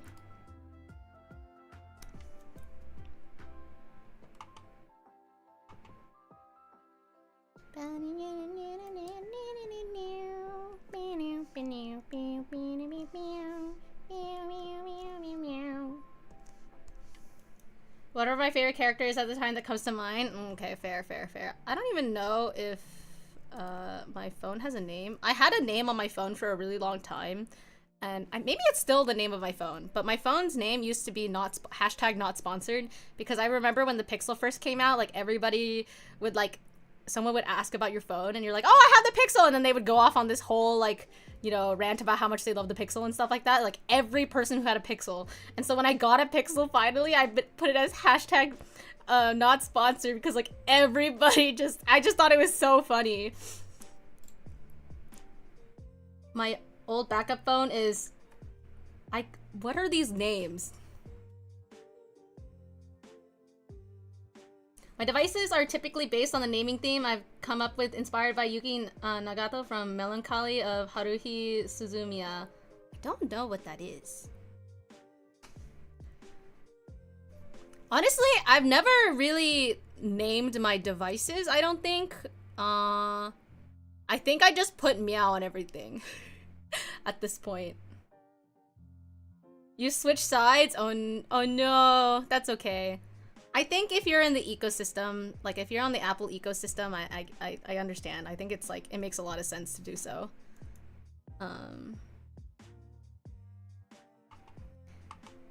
But yeah, I've had the Pixel for a long time now. I'm on the 9. I had the 3 and the 7, I think. Yeah. I think those were the ones I had before that.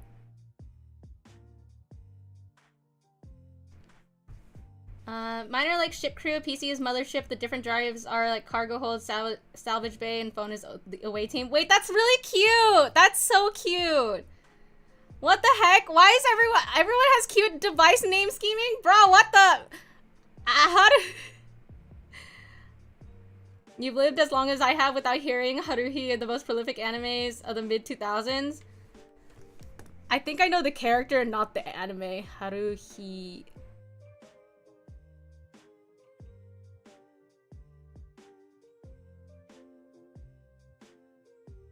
Okay, I do know who this is. I didn't know the title, the entire title of the anime. Does it? What's its? Oh, it's just her name in Japanese. Okay, the issue is when I first started reading manga when I was really young, I only knew the JP names because Scanalations would only put the JP names. So I don't know a lot of the names of animes and mangas with the English names. I only know the name in Spanish. Oh my gosh, that's like one of my friends. He I think he was born here, but then he had his core childhood was in China. And so he only knows the Pokemon in Chinese, like their Chinese names, and he doesn't know any of the fucking Pokemon in English. And so he gets so confused. I was like, that's just so funny to me. That's so funny. My home Wi-Fi is Yggdrasil and TV Chromecast is Bifrost. That's cool! Wait, that's so cool. Personal devices, that's just, okay.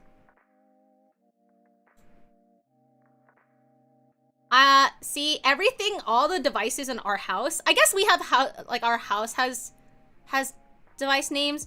They're things like, the rooms are names like Boba's domain, like Meow Pup's domain, and Meow Pup's TV and shit like that. And that's what all of them are. So, I guess we have names for our devices, but they're shit like that. So it's really stupid.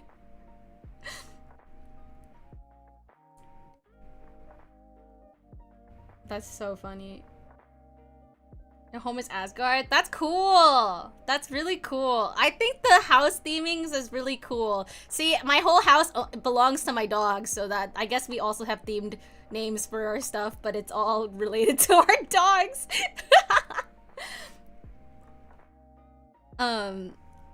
Literally, Kuno was telling me how he's like, it's kind of cute how like obsessed with your own dogs you are, and I was like, why would I not be? Look how precious and perfect they are. Reminds me, the name of my hotspot is Pollo Loco. What? That's the that's the password. I'll make sure to connect to your hotspot when I'm at a con. If my Wi-Fi's not working, I'll know what to do.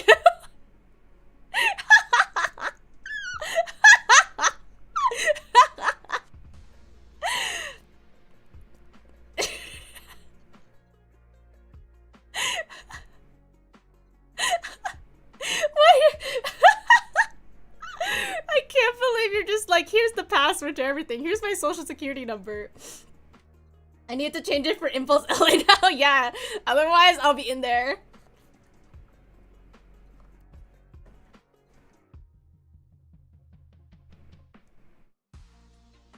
Otherwise, I will be in there and you will be confused.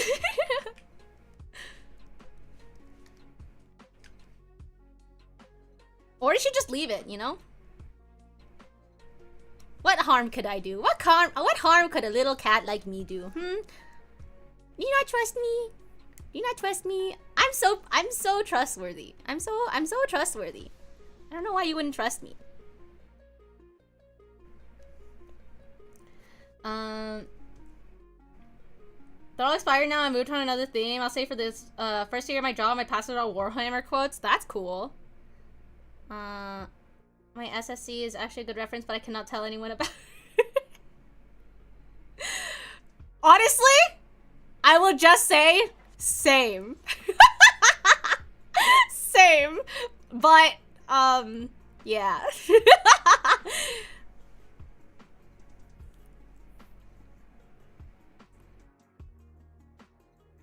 Social security card? I think it's supposed to be SSN.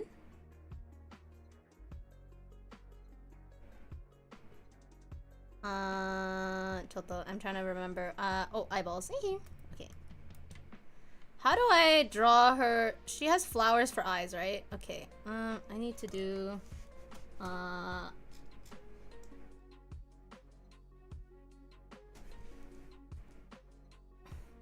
New device naming theme idea. Name everything after the buildings and on the outputs from Nikkei. Better, just name everything after Nikkei's.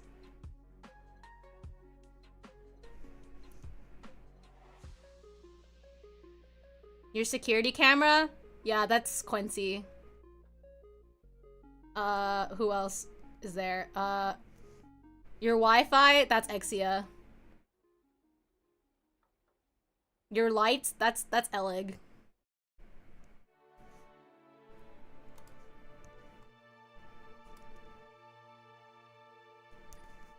I feel like that's better. How do I rotate this? What the f—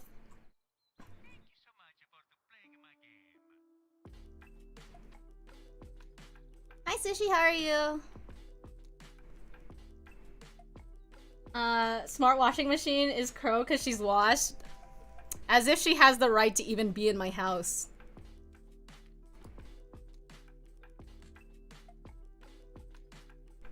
I do kind of wish I had vanity plates still. Maybe I'll get another one when I get a new car. I've never had vanity plates because I don't know. Don't you have to pay for them like annually?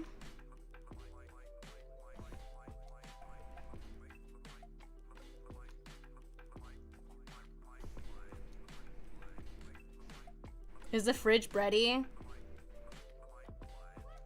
Yeah, I think so. The oven is crust.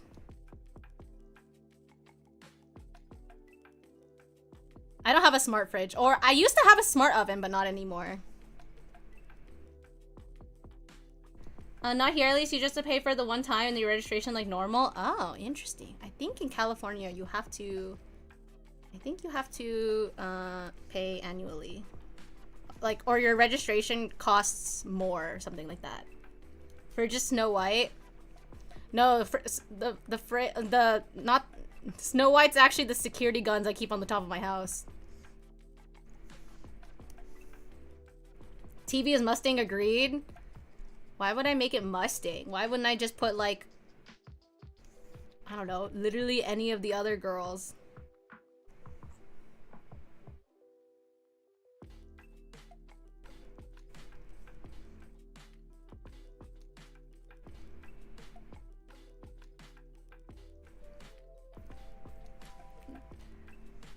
Fair, understandable.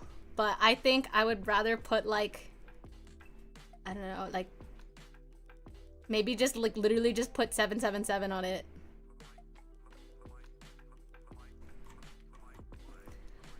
My issue with this is that I feel like this is so freaky.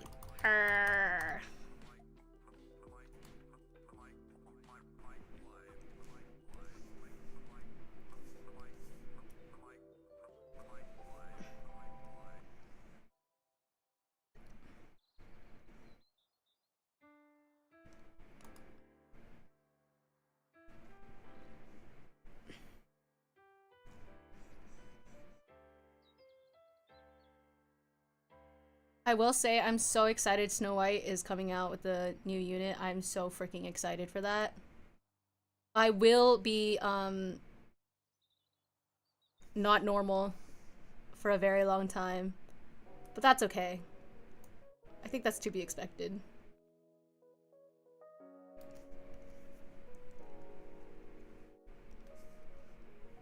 I lost my shit this morning. Understandable.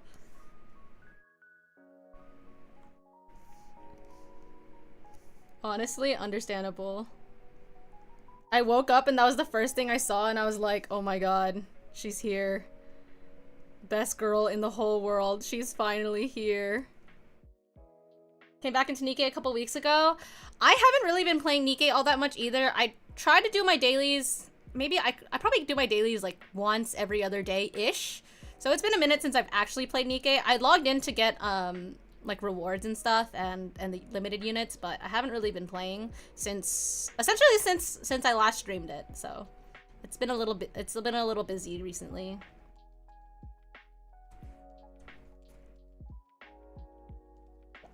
So I'm a little concerned for myself though as a result, because I'm like, what if I don't get Snow White? I think if I don't get Snow White, I'm about to be on the news. Like if I don't get the new Snow White, y'all will be hearing about it for sure.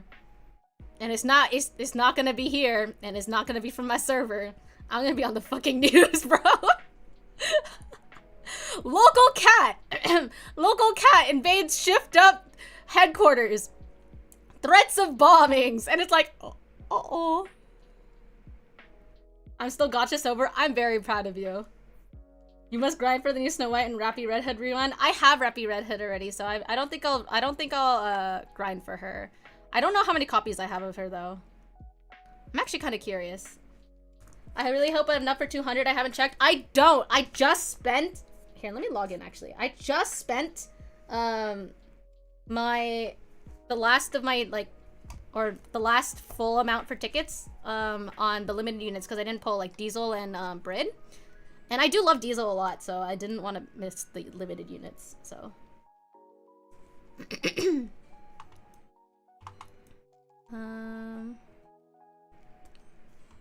How did I draw Haru's eyes, actually? I'm very curious, because Haru has a similar thing. Did I?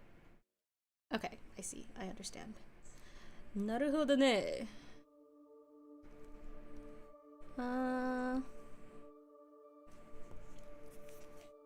It might still be in maintenance. Uh-oh. Oh, skip Diesel but got Brid.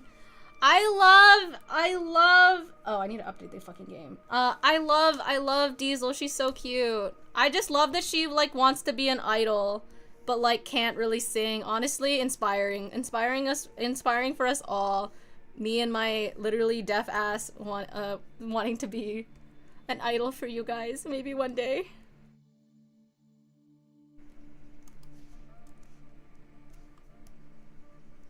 Speaking of, I actually really want to do a karaoke. She sounds like Raymond. Oh no.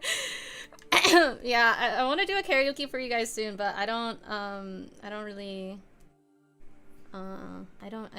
know what I want to do. Does voice acting interest you at all? It interests me a lot, actually.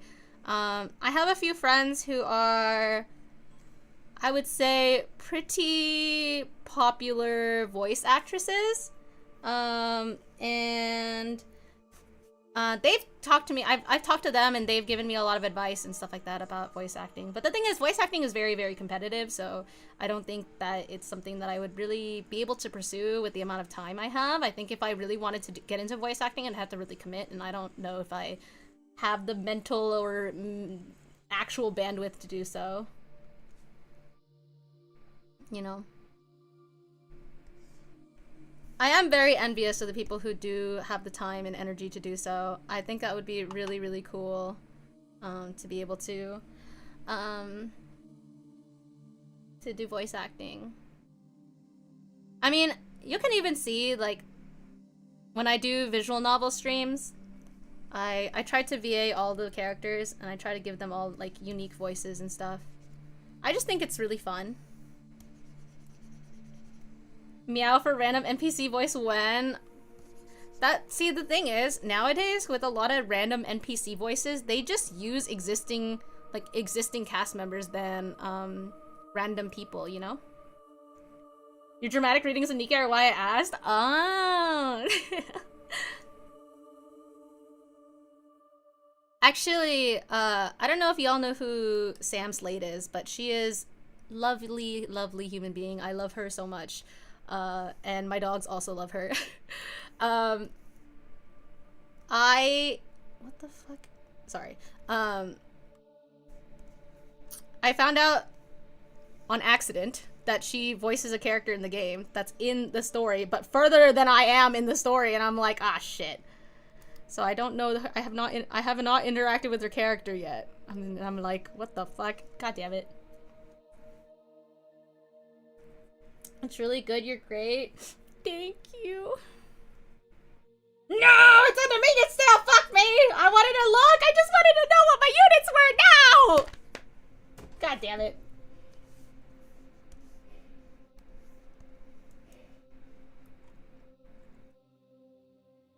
I'm halfway Nikke campaign, but I got all the spoilers. I am chapter 30 or something. Someone check YouTube. I don't remember what chapter I'm on. But yeah, that I'm that far in right now. I've seen some spoilers, but honestly, not that many. I think people have been pretty decent about not spoiling. I think the only thing that I find that I get spoiled for is maybe like event stuff, which I don't always read, so I don't really mind if I accidentally get spoiled for it, to be honest.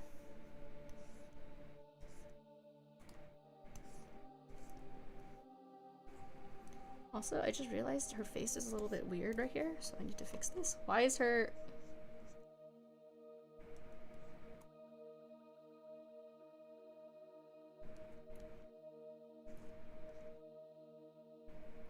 Sakura Bakushino. I don't mind, I didn't understand them. That's fair. I think part of it is like I am really, really into like the theory crafting and whatnot of and like lore theorizing for Nikke. So it would be really good for me to be able to catch up so I could actually participate more in that without like theorizing shit that's already basically been confirmed in areas that I haven't already seen, you know? It's like now I just look like a fool. Now I just look like an idiot because I'm like saying shit that we've already gone through. So, yeah. So yeah, I'm like, I need to catch up. And I've been trying to do as many of the streams, like my story campaigns on stream, because I find that I enjoy doing them on stream more, and I'll actually like commit to a whole chapter, and then I also think a lot of y'all enjoy me going through the Nikke stories as well.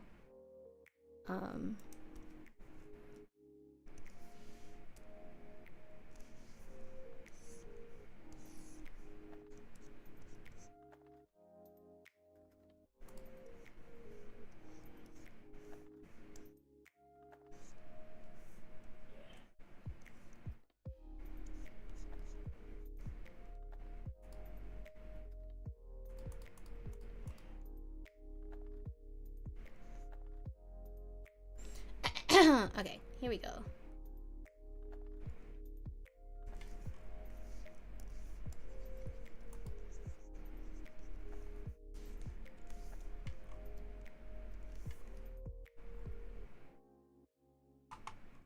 boxing, boxing, boxing, boxing, boxing, boxing. She's so cute. Did you know if you play Uma, if you go into the like special, I don't know if it's titles or just like the rewards or quests, but if you scroll, I don't know how far down. Actually, watching Bakushin's like tutorial videos is one of the things you get rewards for, so you should do that. And it's like she has one of the Bakushin like singing ones in there too. I think it's like the intro, and then there's also a Teo version too, which I'm like, that's my girl Teo. Yippee.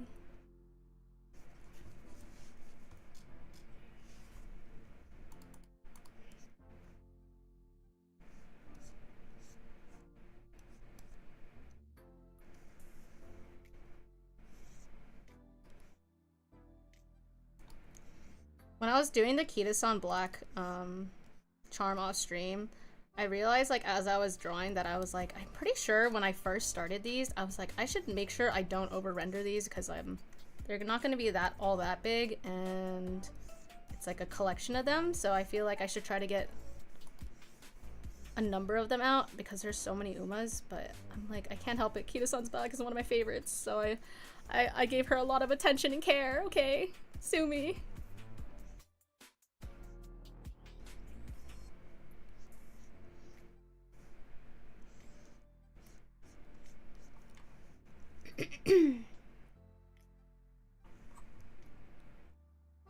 Oh, her ears are actually way darker on the inside. Let me...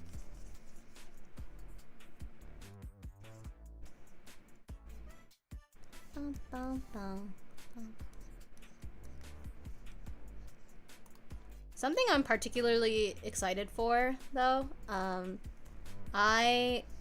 I have access to a Switch 2 now, which I think y'all have seen because I played ZA on stream, but I want the Animal Crossing update.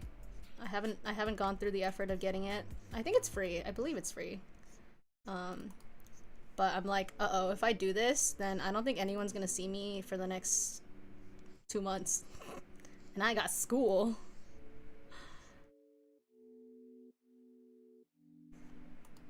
My Animal Crossing addiction is real. Is it stronger than my Uma Musume addiction? I don't know.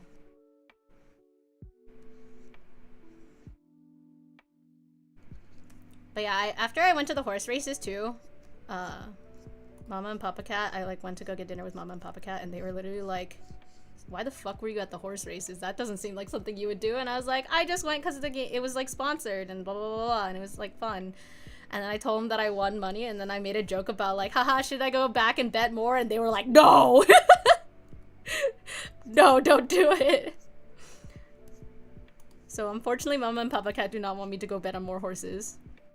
You went to the horse racing? Yeah, I went to the horse race. I went to opening day of the American Classics, I think, yeah, it's called the American Classics. So I went and saw the American Oaks, but I also saw some of the other races too. So we did some horse betting, and it was really fun.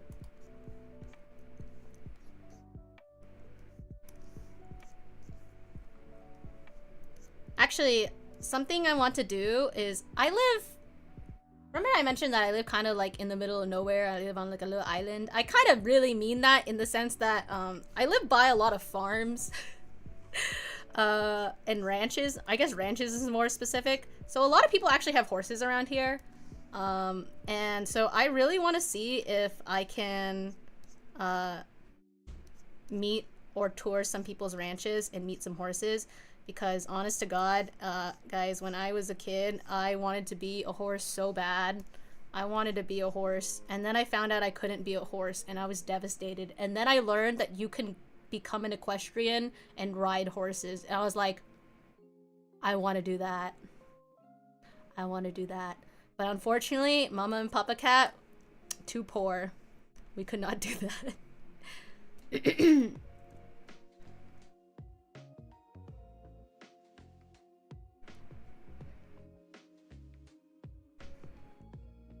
There are a few horsey houses down the road from me. Are they like race horses? Or like what kind of horsies?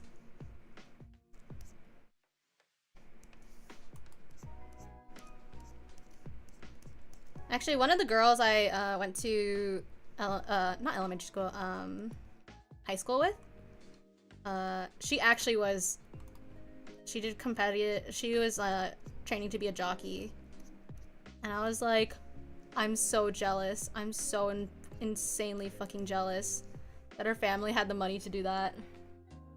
You can pay for equestrian lessons when your idol career takes off. Have no idea, just seeing them hang on the fence. Yeah, maybe. It would be really cool. I think horses are so beautiful. I don't know, I just love horses. I think they're so pretty. Maybe in another life, I'll be an Uma.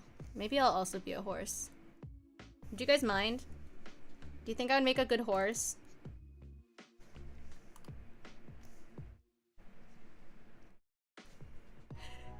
Would I make a good horse? MiaoYuen. Real. That's actually pretty based. Only if I'm allowed to make Hans jokes. We make Hans jokes anyway.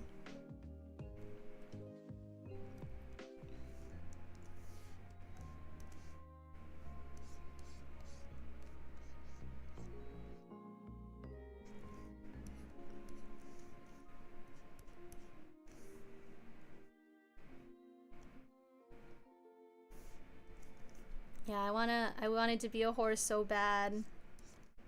Like, you know that thing where they were like, when you grow up, what do you want to be? And like people would put like doctor, firefighter. I guess me and my brother both were kind of psychotic. I put that I wanted to be a horse, and sibling cat said he wanted to be the president of the United States.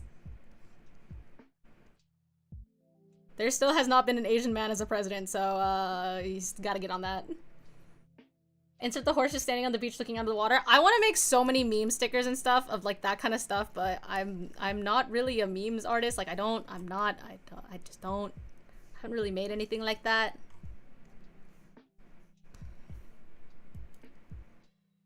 I just want to be a janitor or garbage man. Interesting. Any particular reason? Happy birthday. It's not my birthday. Merry Christmas.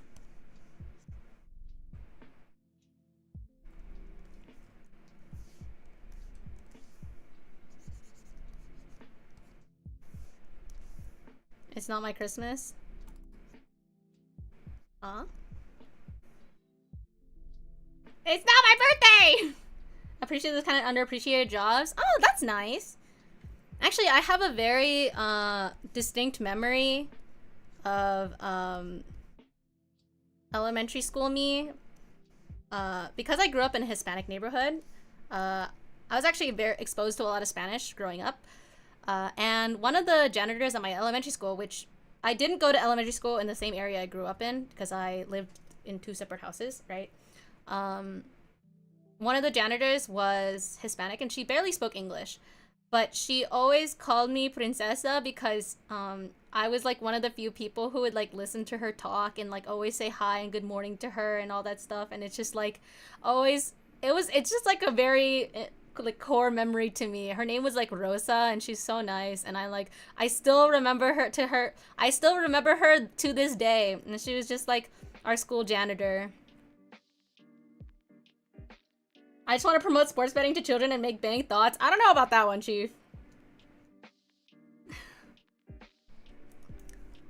Well, yeah, like I was just really, I just really have that distinct memory. I'd make bank, right? You can make bank scamming kids in other ways. What? I literally went horse betting though. I literally bet on horses and I won. So like, no scamming required. Share the methods, just be better. I did vibes betting. I bet on the horse with the funniest names and the best names, and they won. the horse I bet on was named Goal Oriented, and he won. So like, because I was like, yeah, well, no shit, the horse with goals is gonna win. Like, that's the point.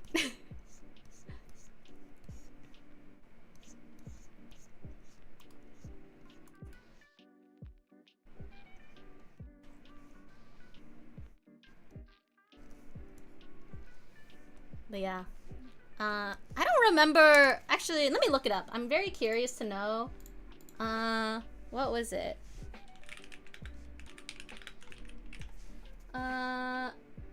Let me see. What the? Wait, how do I look at the past? How do I look at the racing calendar? When did I go? I went on Sunday? I'm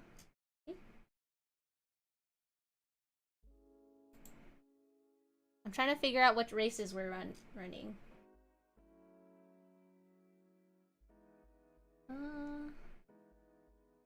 What the heck? I don't understand. How do I...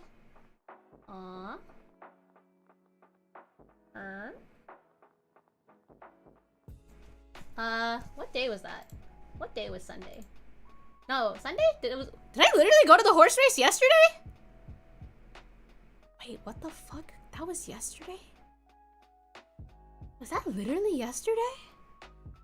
Oh my god, I didn't realize it was yesterday. For some reason, my brain thought it was like a different day.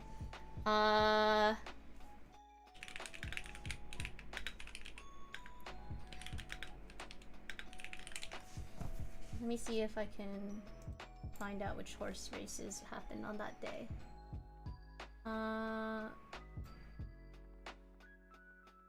That's not helpful. I want to know the schedule.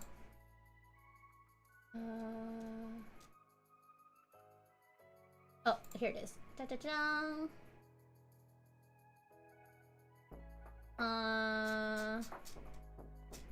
Hold on. Hey, hold on. What the? Why is that race 9? Where's race 10? What? Huh? What the fuck? Oh, wait, what? Why is it doing that?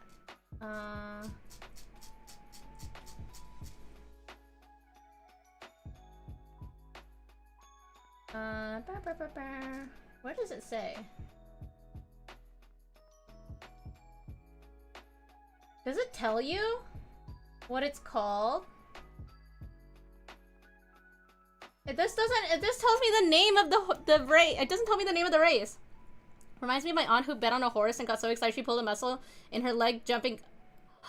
Thank you, Harrison, for the race of. Also, why is my tail purple? What the heck happened?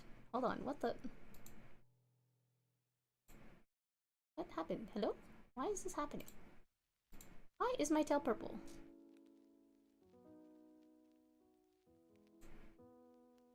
Hello? What is happening to my tail? Why is it this color? What the fuck is happening? How do I reset? Hello? Help me! My tail is purple for some reason. No! Why is it purple?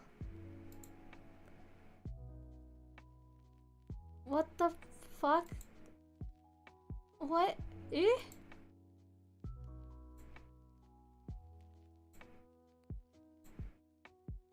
Why?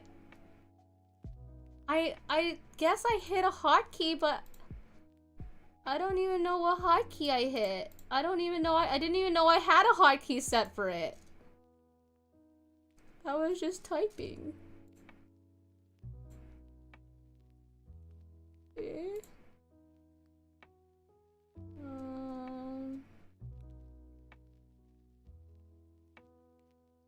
What is happening?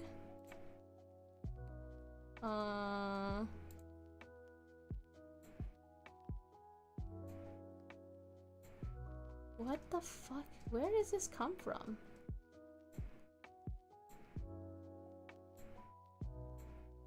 What happened?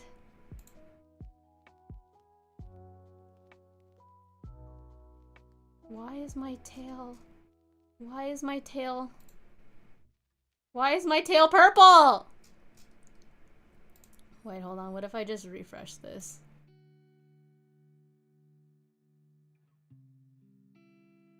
What the? That didn't help. How do I...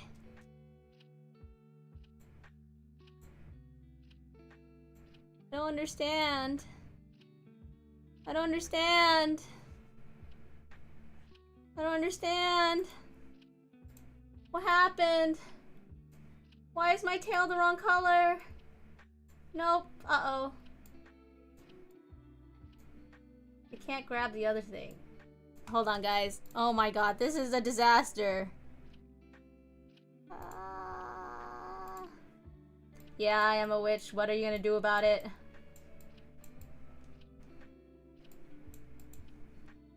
I know, I'm not a panther though. I don't know why I had panther tail.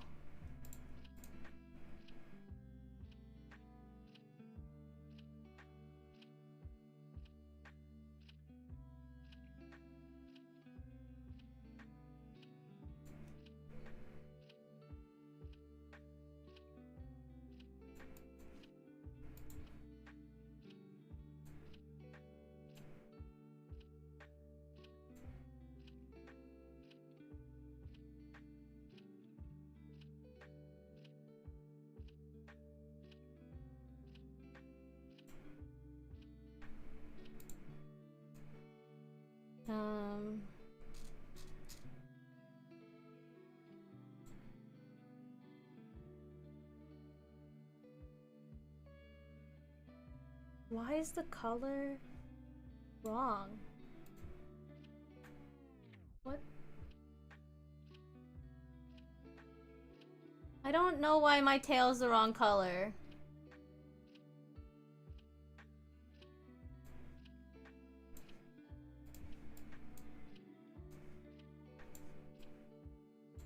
I'm just gonna remove my tail for now. I'm just gonna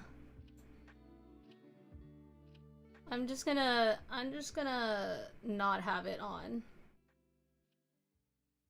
'Cause it's freaking me out. Alright, sorry. I don't know why that was breaking.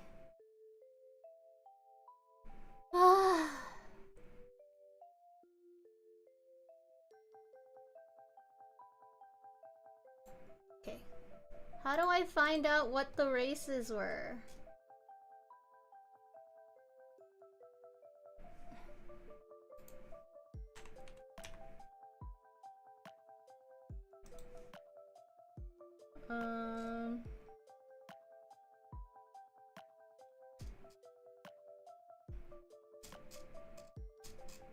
Wait,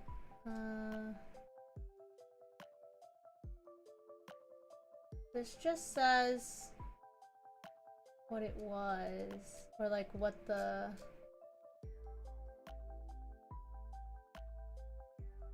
It doesn't say what the name of the race, I just wanted to know.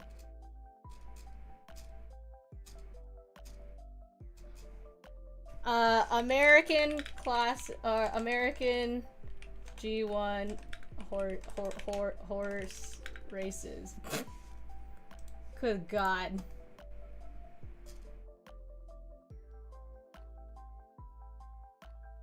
Ah, this is not helpful. Wait, California. This is impossible.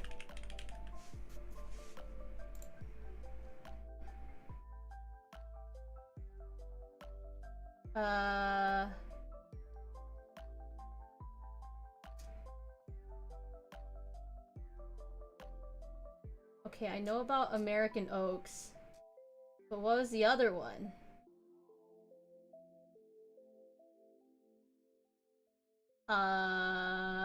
What is the other one? What is the other one?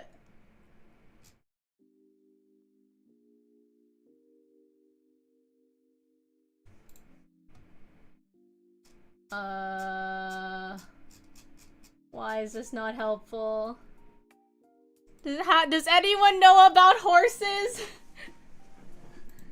Does anyone know about horses?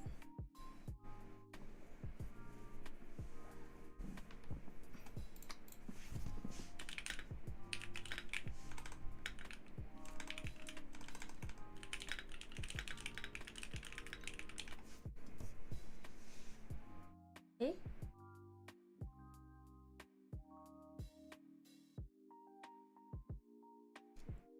I had all Uma fans' encyclopedia knowledge of.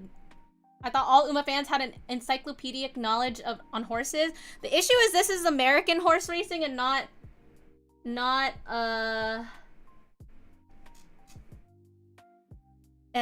Japanese horse racing. Oh, I have the way goal-oriented horse.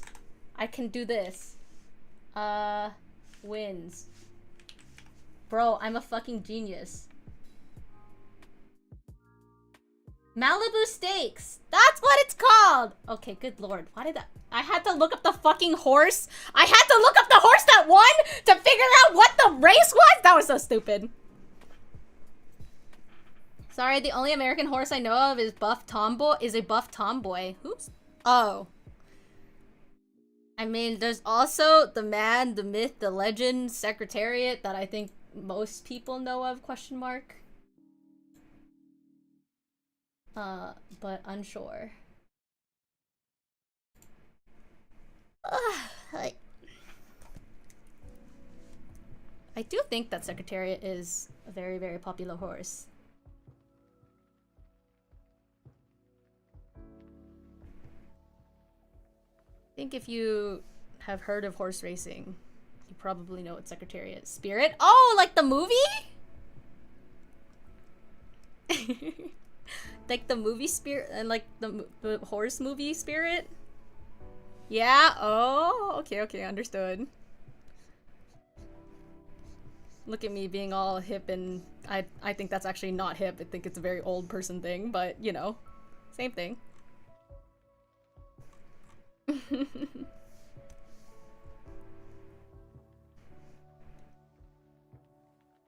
Why was it like impossible to find the names of the...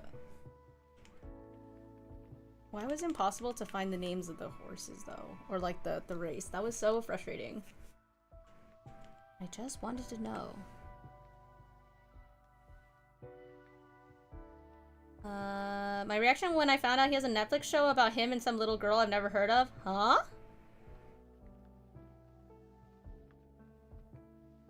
What? Spirit the horse has a Netflix show? There's a show? Isn't it just a movie? Isn't it just a movie? He has a show? In this economy? In esta economía? How does he have a show? Crazy shit, bro. They just about giving everybody shows these days.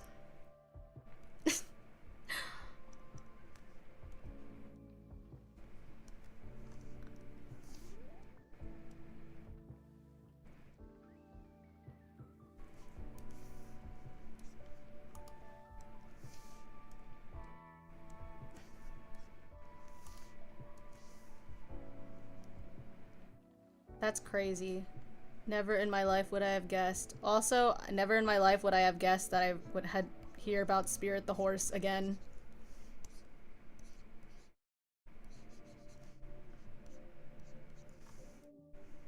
In my head, Spirit is in the same, like, mental... I don't know what, like, mental shelf as Brother Bear.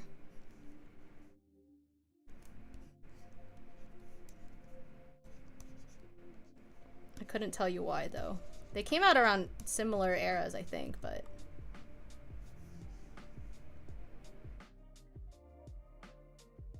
And then you mentioned Brother. I'm just saying. Also, today, I was at the pharmacy picking up my medication, And you know how they tell you, like, they ask for your birthday and stuff? Well, the girl next to me was picking up her meds, and then she said her birthday, and her birthday was, 2000, and I was like, what do you mean, and? You mean there's more? You mean there's more? 2000 and? She was like 2003. I was like, there's an and? They got those now?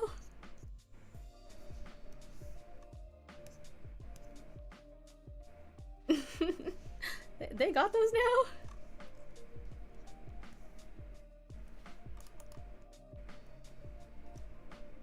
Spirit Riding Free and Spirit Untamed? That's insane. I never... Why do you have a show?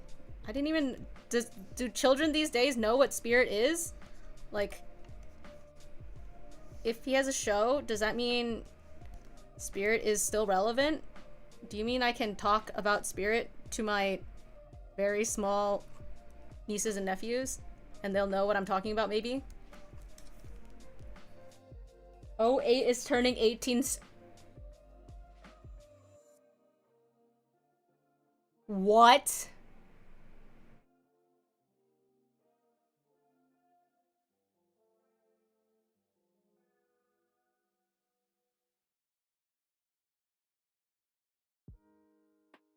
One of my nephews is turning 18 soon?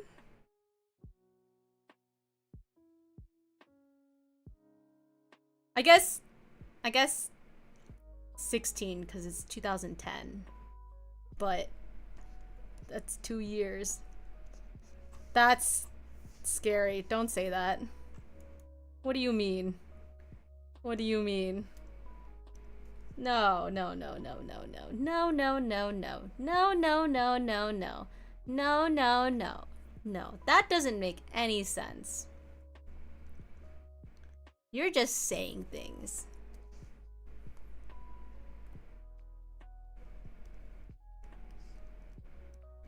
Okay, I'm going to try to at least start lining Seiyun Sky and then we'll probably end-ish. Now that I caused a catastrophic realization. Don't say that! That was so awful! Worst news of my life.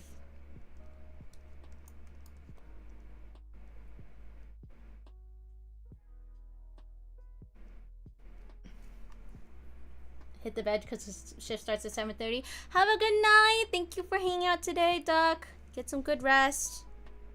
Hope your shift goes nice and easy tomorrow.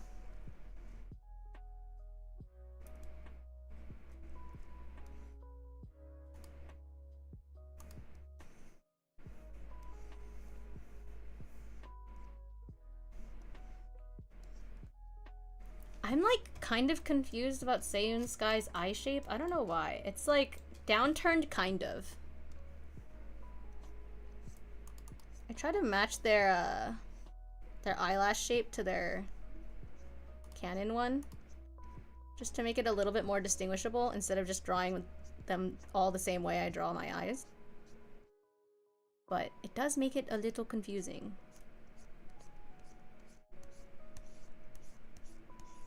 Yeah, I try to match the eye style, like, pretty similarly, so the coloring and the eyelash shape and the eyelash style.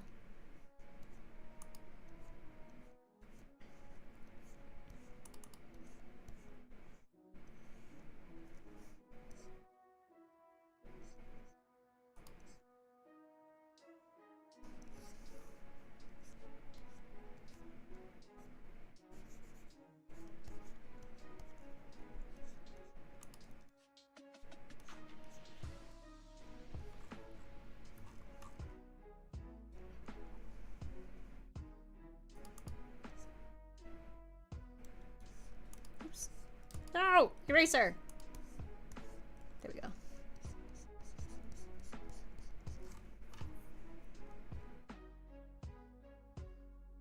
Okay.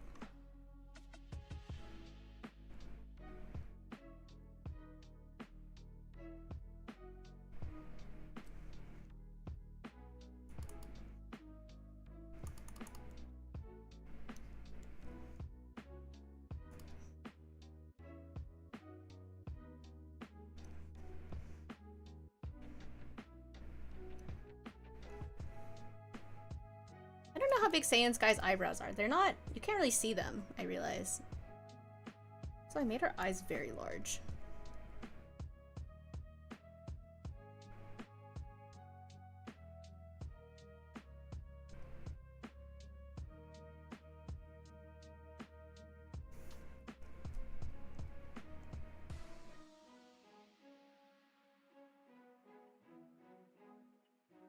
Is this too big?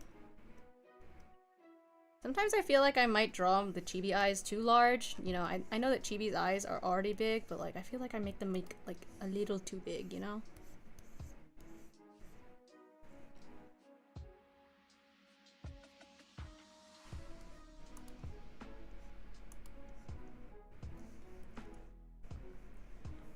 Ay.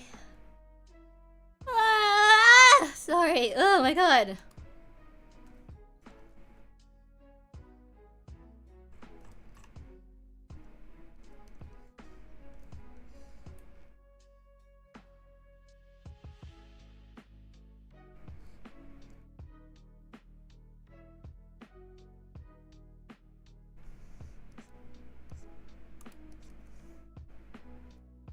How did I have her smile? Is it just, oops, that's vodka. I just had her like a little smile.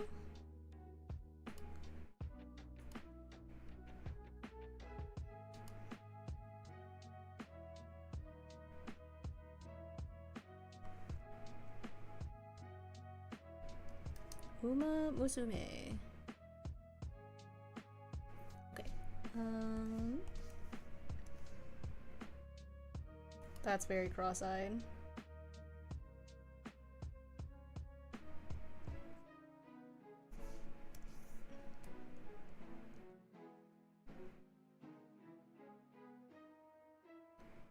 When will you host the Game Awards?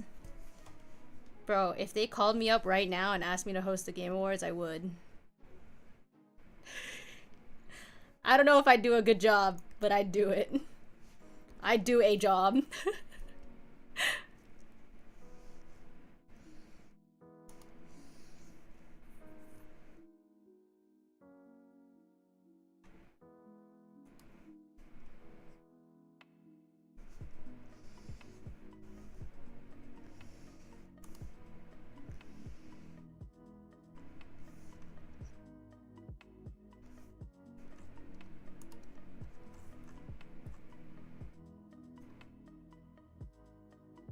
Saiyan Sky is so cute. I love her.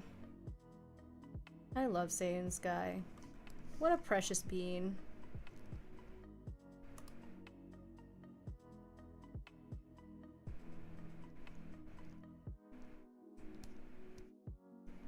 What a precious little bean.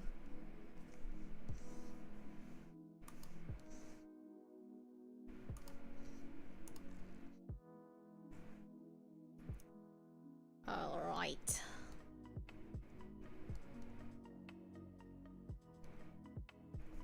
All right, so let's see here.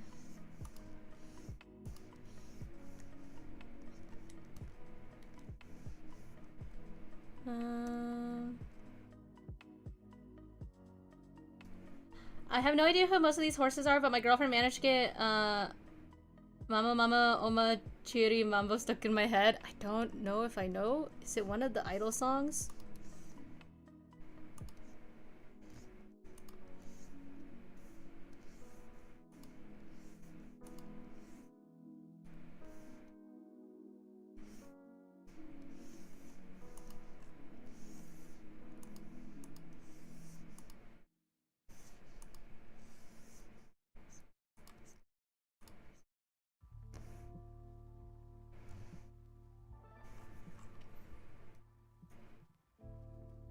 Okay, there we go. I don't know why. I feel like I'm maybe not entirely still satisfied with her face. I don't know. Why is that the case? Do I just feel like it doesn't look like her? If you look at this, does this look like Saiyan Sky? I don't know. Oh, man.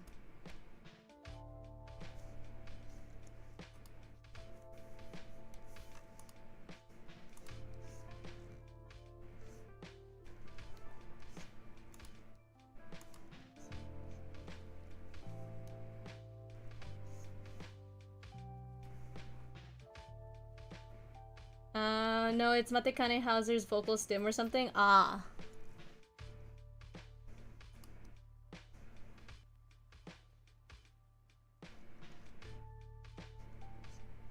Interesting. Jake keeps on calling Matekane Fukukitaru, Mati Faku, and I'm like, I don't think you should say that. I don't think that's right. He's like, why? It's just, I don't know what happened. My brain just merges them. I'm like, that's not appropriate. Maybe don't say that. So anyway, Jake has been accidentally saying something a little silly when he says Mati's name. Also, I pulled Silent Suzuka. And I don't know how to build her for CM. And I'm a little stressed because I want to use her for CM because she's good. She's really good if you're gonna run fronts, and I want to run like I want to run MiaoYuen front. But I don't know if it'll be a good idea to do so without a Suzuka, and so now I rolled her, and now I'm like, oh, I gotta make a Suzuka, and it's like, uh-oh. If I make a Suzuka, that's gonna, I have to learn how to make her as an Uma, and I don't have any experience. Every time people talked about Runaway Suzuka, I just ignored it because I was like, yep, I don't have her. Not getting her forever. And somehow I got her, and now I'm like, uh-oh, what do? I never thought I would be here one day, and yet here I am.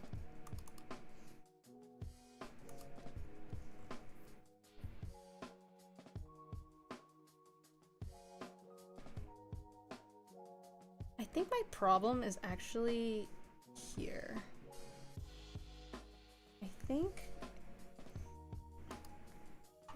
I feel like her head is not shaped the right way.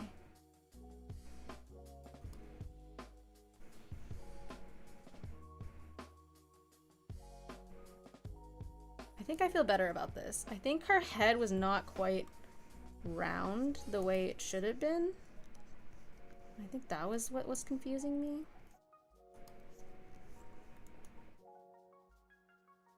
Maybe?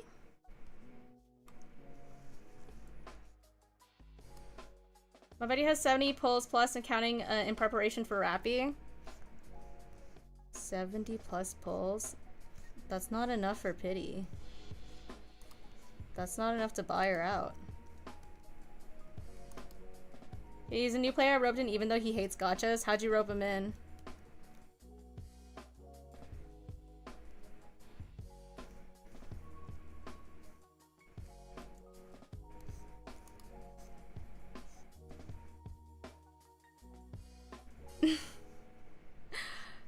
I think the funniest part about Nikkei is like people consider it, you know, this like super gooner game. Mama Cat actually has some of my Nikkei artwork in her house displayed, which I'm like is so funny to me. She doesn't even care. She's like, oh, I just wanted to put your art up, you know, and I'm like, she has Nikkei standees just around in public areas. Basis fuck mom. She also has a standee of me on the top of her stove, on like the range top. I don't think she ever looked very closely at them or anything. I think she just like, oh, this is cool. This little trinket you did. I think she puts them up in the same way a mother would put up like their kids' macaroni art, you know? I think that's just how my mom views it. I don't think it's like anything fancy or anything special.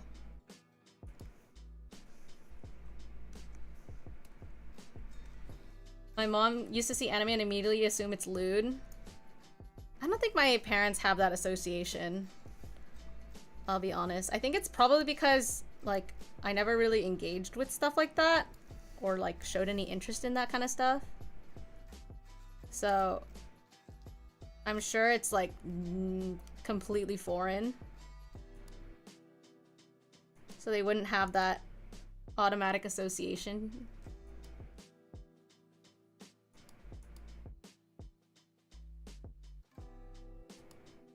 Actually, what if I do 6 or 12? Yeah, I don't think Mama Cat has like a concerned association with anime because it's just never been like my brother and I never really engaged in like NSFW anime stuff. And so she had no reason to create that association.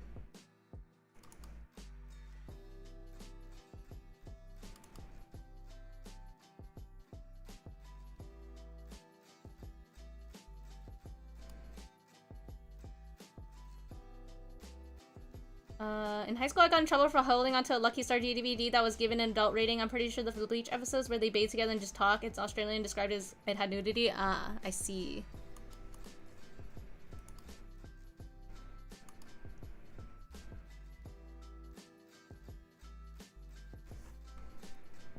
Yeah, I don't think she has that kind of association. Even now, I don't think she does. I don't think she's ever been exposed to it in that kind of way, so I just don't see her having that. I mean, I think whenever I draw, like even when I draw like sexy anime girl, like she doesn't really have any kind of reaction to it. Because I think in her eyes, it's like, oh, Miao's just drawing sexy anime girl to make money. And that's like the extent of her thought. Which is fine by me. So, you know, I don't really mind either way. I don't think it's her business regardless. So I'm like, okay, you can think that. She's mellowed about it, I think. That's good.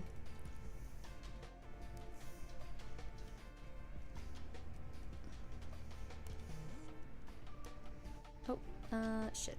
What am I doing? Here we go. Sorry.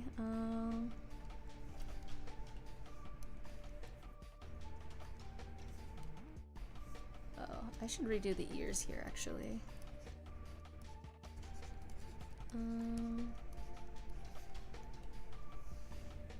Yeah, I just kind of just leave it as is. It's like, if that's her take on it, if she doesn't want to, shouldn't have like very many thoughts on it, that's fine. She can do that. Would you voice a role in a parody video hypothetically interest you? Is still your upcoming project as it were? Yeah, probably. Honestly, I wouldn't mind to do anything.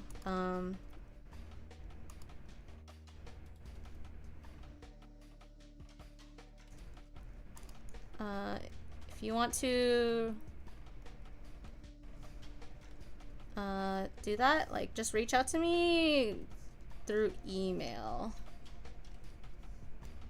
Cause like, yeah, I think it's best like just to put it with my business inquiry things. But I'm not opposed.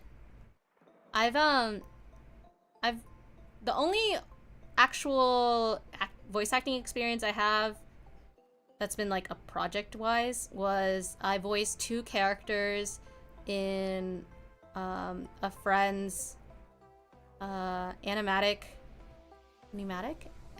for their application to like Nickelodeon or something like that. I don't quite remember. It was a long time ago, but yeah. Hi Lazy, how are you? That was eons ago. Oh, I just realized I didn't color Bakujin's line art. Oopsies. Let me do that real quick. Dying? Ate too much? How come you ate too much? I guess it's like the holidays, right? But like, dying in a good way, question mark?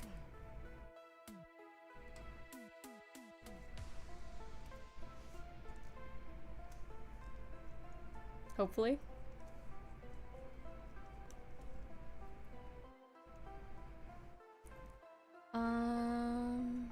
me see. Yeah. Feel free to hit me up. I'm more than happy to help. I do enjoy like fun projects like those, so I would not mind. But yeah, I did a animatic for a friend forever ago. I don't remember exactly because it was like a favor of a favor. My friend was helping another friend, and so then she asked me to help her, and then it kind of just went from there. And I voiced 2 characters. I remember it was like space themed. It's like a silly space theme, like a space crew, kind of like Voltron. And I voiced the captain, who is like a really sleepy, lazy. Oh wait, this is just me. Yeah, I think that's why they probably asked me. A very sleepy and lazy, like person, and then the other one was like a really bubbly person. So I played 2 very different voices. Cause I think originally there was actually someone else who was supposed to do the bubbly voice, but the person whose project it was, he didn't really like, he didn't feel like their voice fit.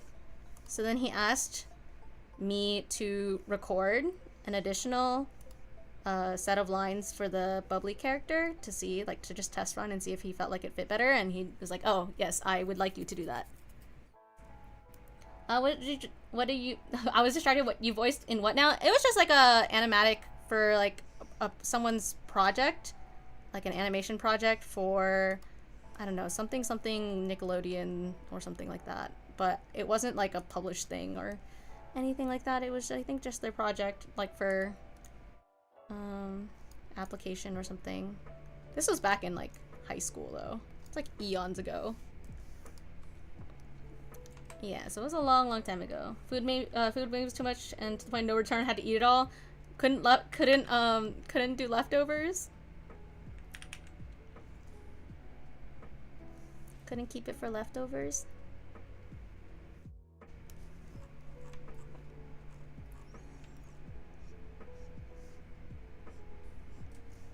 It was already leftovers. We're at home. Why are you rushing to finish it?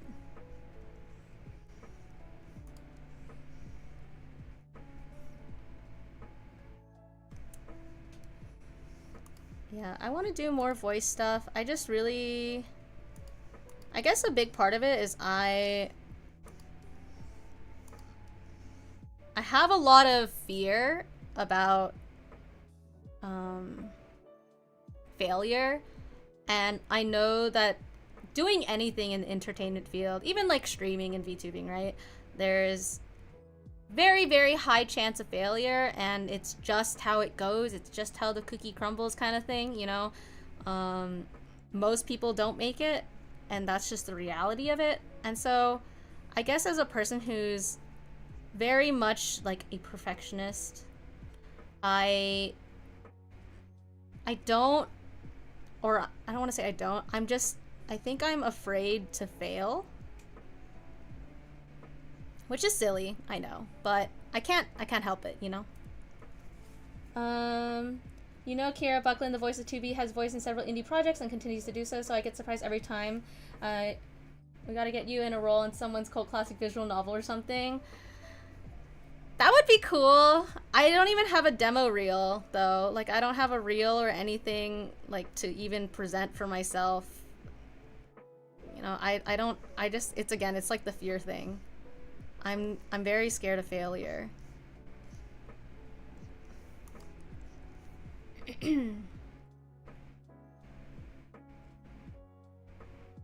I think it's a very human response, you know. I think a lot of people probably experience similar things. And I know that it's not a unique feeling to myself, so one day I'll suck it up, maybe. I'll send every agency 20 of your VODs. I don't even know what you would send them. Me screaming my ass off. And the thing is, the reality of it is too, is even if became good, right? Even if I did really, really well in terms of skill, that doesn't mean someone's going to see my work. That doesn't mean I'm going to get a role, right? It doesn't mean, like, it doesn't guarantee your like success, and or your ability and skill does not, unfortunately, equate to success in fields like in fields like entertainment. Which is silly, but it's just the case, you know? Apparently you do pretty good Nikkei readings, so I hope they like hot gacha ladies. Oh my god. I don't even know which Nikkei things I've voiced before. I just do like the commander stuff, right? But I don't know if I've voiced any like actual Nikkeis, have I? I'm not sure.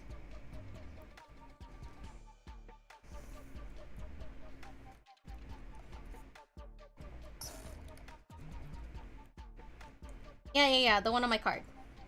MiaoYuen art, that one. I see.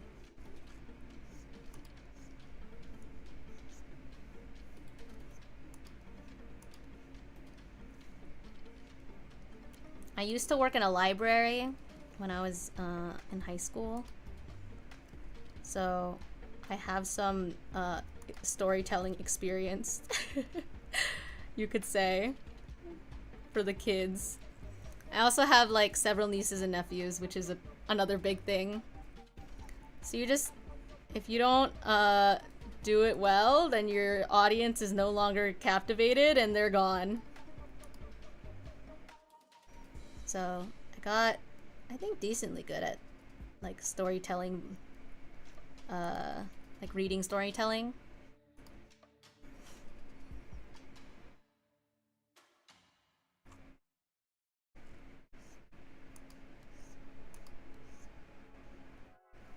It would be really, really cool though to do voicing in any kind of game. I think to some degree it is kind of a dream. I'll tell my kids you were Nero of Happy Suit School. You know what? That cat has like the opposite amount of clothes as me. Like, the amount of skin showing on my model is probably the amount of skin covered. Maybe less. You also have customer service voice, which would be helpful for our project. Oh my god. I do have the customer service voice. I actually purchased a wireless like microphone or Bluetooth microphone speaker. So it's just like it's a voice amplifier basically. And I actually got the idea from Alice Himura, because we were talking and she said that she uses them at cons so she didn't burn her voice out, so she didn't have to yell as much when she's doing signings. And I was like, wait, that's actually so smart, because I talk so much at cons and my voice is always fried after. It doesn't matter like, you know, how many days the con is, my voice is just completely fucked. So I decided to get a voice amplifier. I have yet to try it out at a con. I brought it with me for a marketplace event, but I think it kind of, there's a lot of normies at the marketplace event, and so I don't actually think, you know, it was particularly helpful, and some people found it maybe impersonal or scary. So customer service representative crashes out on you after you refuse to understand the return policy ASMR by MiaoYuen when. Wait, maybe. Hey, if someone gets me a script, if someone can write me a script, I will literally do that for 800. I'm like literally 9 away on here. So, I'll do it. I'll do it.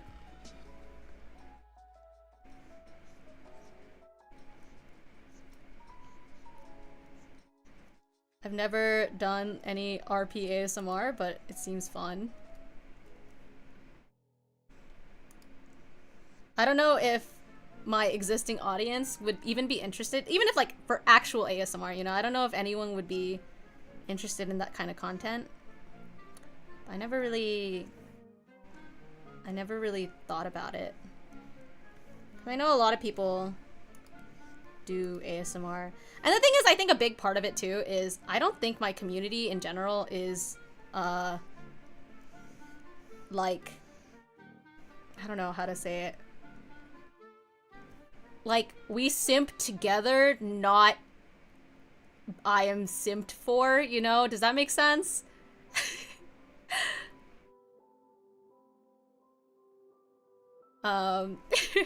So I think my audience is not particularly like the kind where, I don't know, people talk about like how, oh, you know, if you just get good at ASMR and you have like a pretty model, you could probably get away with doing like a lot of like fan servicey things, and I'm like, I don't think the Naka Miao care about that much. I can't draw, but damn, do I know how to write? I'll try to hash something out when I can. Alright, sounds good, sounds good. We're not aiming for Nimi tier ASMR here, we're making glorified shitposts. I'm here for shitpost ASMR. I'm 100% fucking metal pipe ASMR. There's also just non-simpy ASMR. Yeah. Actually, I recently, in the past like few months-ish, got into ASMR because, I mean, I think I talk about this sometimes, right? That I'm hard of hearing, and I've been losing my hearing for the past 2 years, like substantially more. And so I started listening to like ear massage ASMRs, and it's just very nice and soothing for me because it's like sounds that I can't really hear myself anymore otherwise. Like, so it's just nice to be able to hear it in ASMR, and it's like soothing in that way for me. So it would be something very, very interesting to try, but I don't even know where to start. I've never done anything like that before. But yeah. 10 hours of science occasionally interrupted by my Miao script. My overall general art stream of Miao. My daytime art streams. I'd listen to Miao some more. Okay.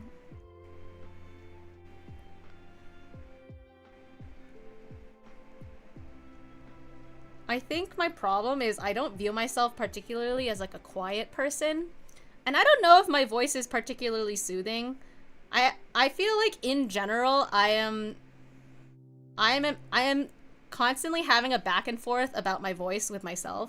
Like, some days I'm like, yeah, I think my voice is not that bad. And then other days I'm like, wow, I think my voice is so fucking stupid and garbage. Why do I stream? Why do people listen to me talk? You know, I feel like I'm on that back and forth all the time. So, you know, I think I'd have to get over that, that hoop, you know, before I can,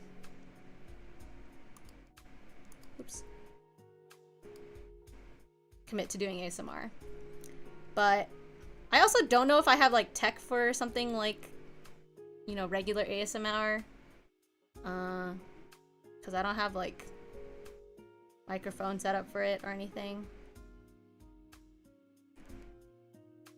I think you sound like I just think you sound like a chill person. I think that's really funny given how little chill I have on stream. It's on the settings, shouldn't have to buy anything fancy. Yeah, I don't have a bi-directional microphone because I use a condenser mic, so.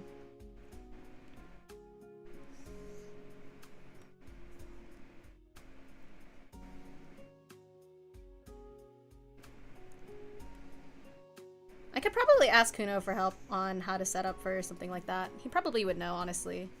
But the way my mic is set up now, and like my current setup is supposed to be optimized for streaming and like singing recording. So my audio comes out really, you know, clean and crisp.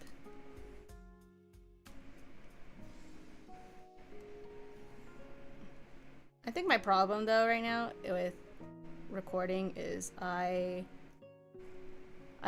definitely on the fighting myself on how my voice sounds era. Or like moment, so, you know. Forget the KU 1000 or whatever it's called. We're getting you the good stuff. The Xbox 360 chat mic. You're so right. Wait, I could probably low-key do something similar. Wait, hold on. Let me see if I can fuck with this real quick. Properties. What if I did this?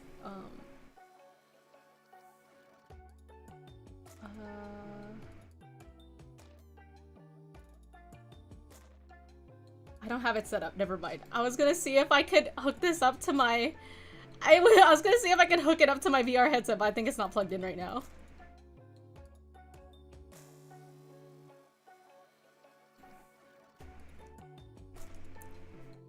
I was gonna ee-hee-hee it, but never mind. It won't let me.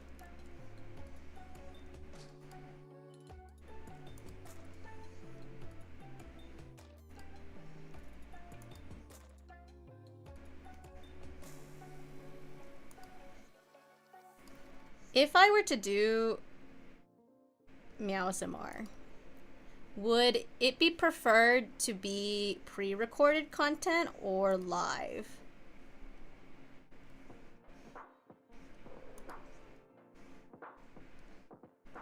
What is the preference for that? Cat person crashes out on you after you cost them their rank up game? Dude, I would super do that shit. Start with pre-recorded, I'd imagine?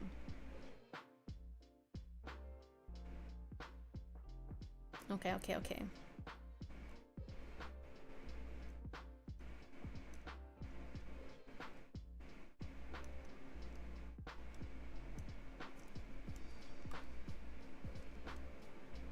I don't know what people's preferences are on that either. Because the thing is, in general, I'm not much of a stream watcher. I'm a VOD person. So like video or VOD does not make a difference to me, but I know some people care, so I just don't know if there is like a preference, you know, on that kind of stuff.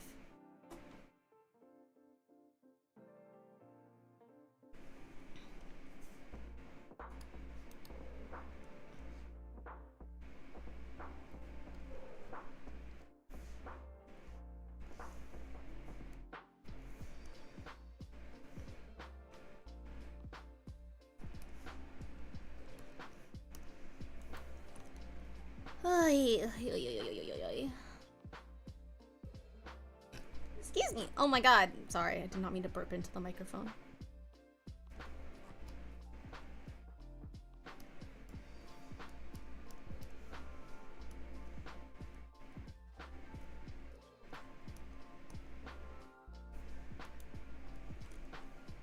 Saiyan Sky is so freaking cute, man. I can't get over her. I love her. She's so precious. What a precious bean.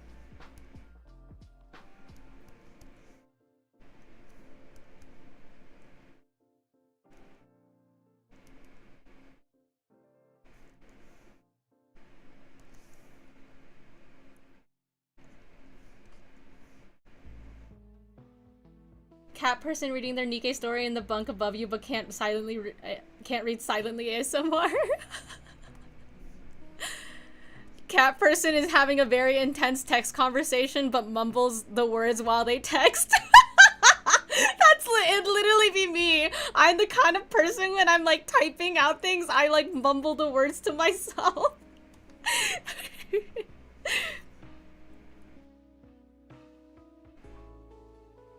You guys are cooking some good ideas. Wait, I do that too?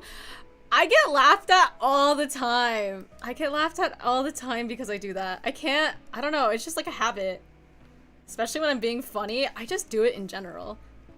I don't particularly know where the habit came from, but yeah, I've just been doing that forever. I just remember the number one VTuber 3 years ago was absolutely Duke making ASMR and rolled with that fact, so I think you'll be fine. Who? You even did a live moment when searching for your horse. Wait, I did? Wait, I didn't even know! It's not conscious. It's not conscious at all. Oh, the shark? Oh, I didn't know that.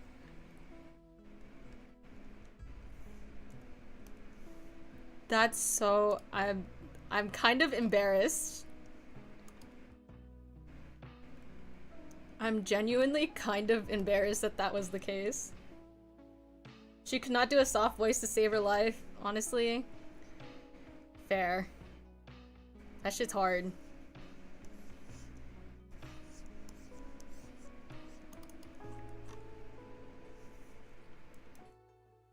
You sounded out every single syllable of that process, yeah. Oh, my bad. I have no excuses. I just that's just how it is. I'm surprised I don't like wake Jacob and when I get up before him and I'm like messaging people and responding things. What if maybe he's just that deep of I don't think he's that deep of a sleeper. So I don't know. Yeah, I can't help it. It just happens. The funny part about it too is I think the issue is because I don't have an internal monologue and I'm partially deaf, I don't always know when I'm saying something out loud versus in my head because it takes the same amount of effort. So oftentimes in order to know if I said something out loud, I had to focus on muscle movement rather than the sound, right? Like the words. Like I have to think about did I hear my or did I feel my mouth move properly when I said this thing? So yeah, yeah. Girlfriend has hopped off drawing and now demands my time. Have fun! Bye! Thank you for hanging out today. Why are you apologizing? It's cute. I hope it's cute and not annoying. It's just embarrassing, I think. I think that's the bigger part of it, is I'm very embarrassed that that's the case. It's like uncontrollable. I think I have to be very conscious about not doing it. Like I'm sure I could, right? But I'm definitely on the sillier side of things. And by silly, I mean really, really, really, really intelligent.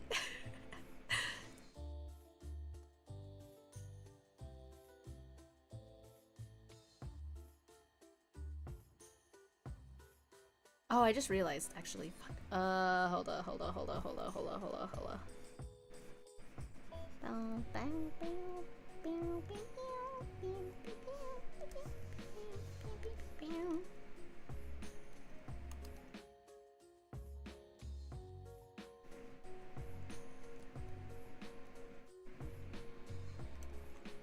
I realized how I wanted to do this earlier, so I need to fix this. It's because she has two bands of different colors here. It's such a bright yellow. I'm gonna tone it down a little bit.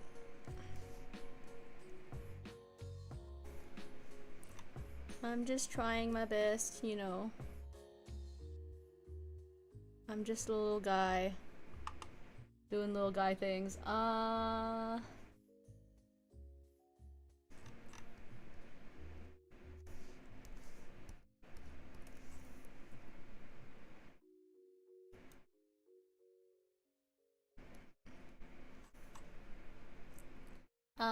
Where's to...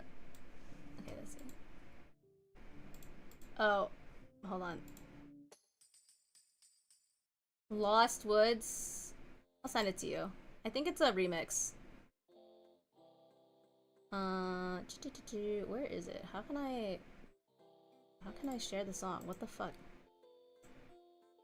Share. Copy link to song. I'll send it to you.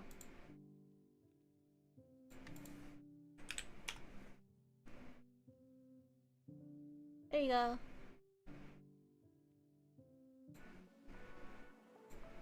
Yeah, it was cute. For shoresies.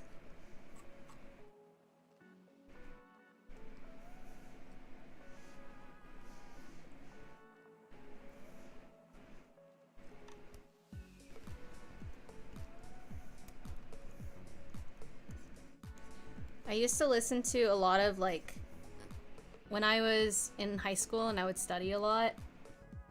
Not that I don't study now anymore because of school, but you know, when I was a student in, you know, undergrad and whatever, I would always listen to music box video game music with rain noise. Like that was my favorite background noise, like white noise to have back then. I think I've always been like a listens to video game music just to focus. Because I mean, partially video game music is designed to make you focus, right? Because like they want you to focus on the game, they want you to lock in. Like that's part of the science behind the video game music. So,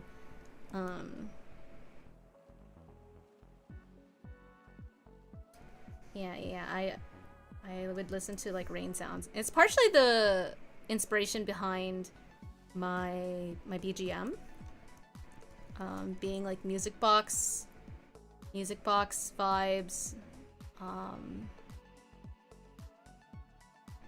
What am I saying? Music box style, like lo-fi. So I just think it's nice. I just think it's nice.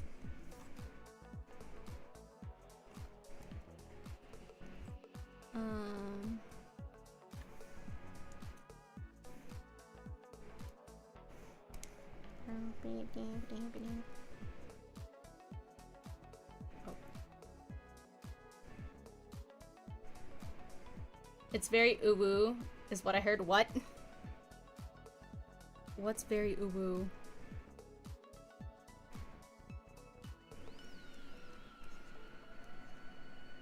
Music styles? I don't think it's... I wouldn't say that particularly. I think it's just like peaceful music that you can like focus with, you know? I don't think it's like... I don't know. I don't think I would call it like that kind of cute, you know? Yeah.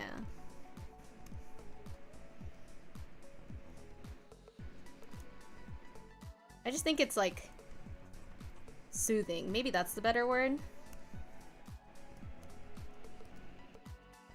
Uninterrupted or undisturbed, non-disturbing, peaceful music to help you focus better, you know? Flow state BGM. Yeah. Oh my god, that's kind of a based freaking descriptor. Flow state BGM kind of goes hard.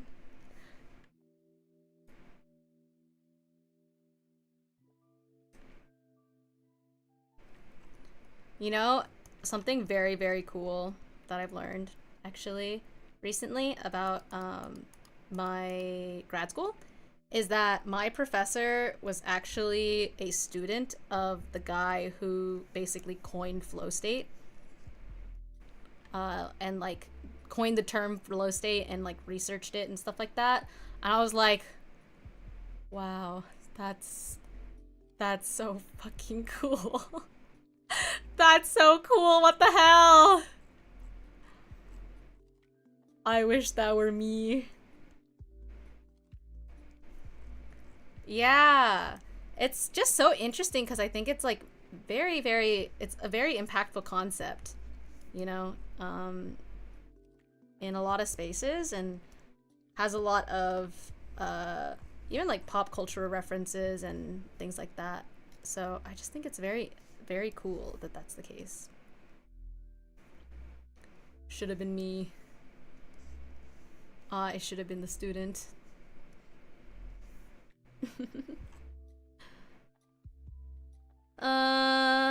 Okay.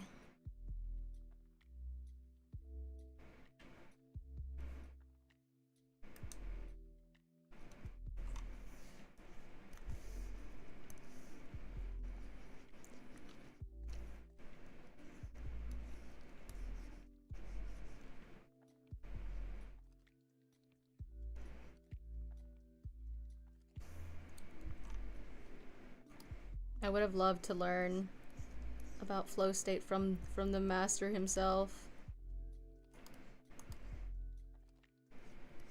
That would have been really sick.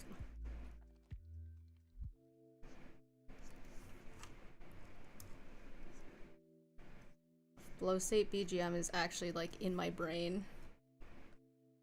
That's such a... That's so genius.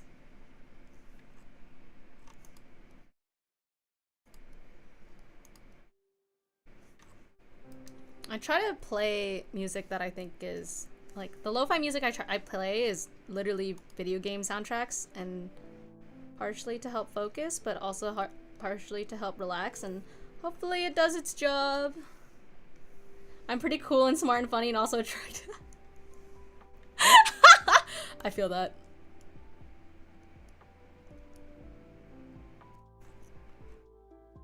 Dude, honestly, hype yourself up. Gas yourself up anytime. Here to be supportive.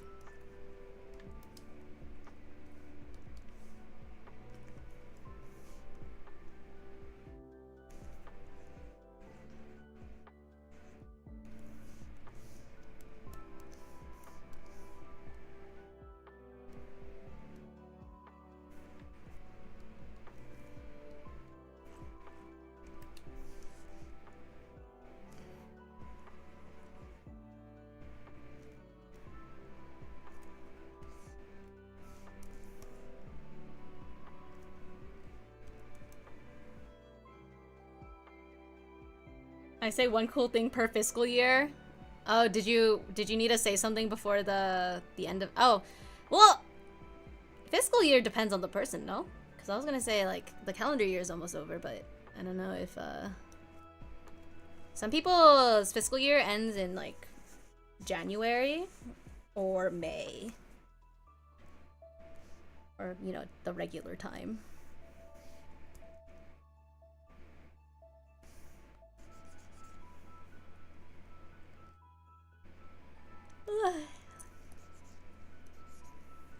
It just sounded funny in my head. No, don't apologize. It's partially just making fun of you.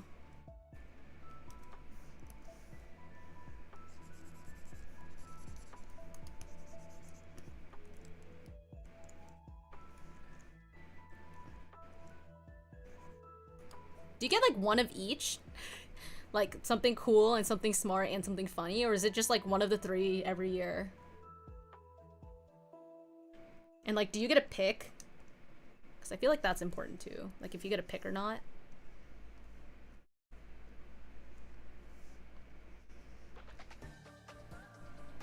I don't get a pick? No, it's RNG? Oof. No, not the RNG.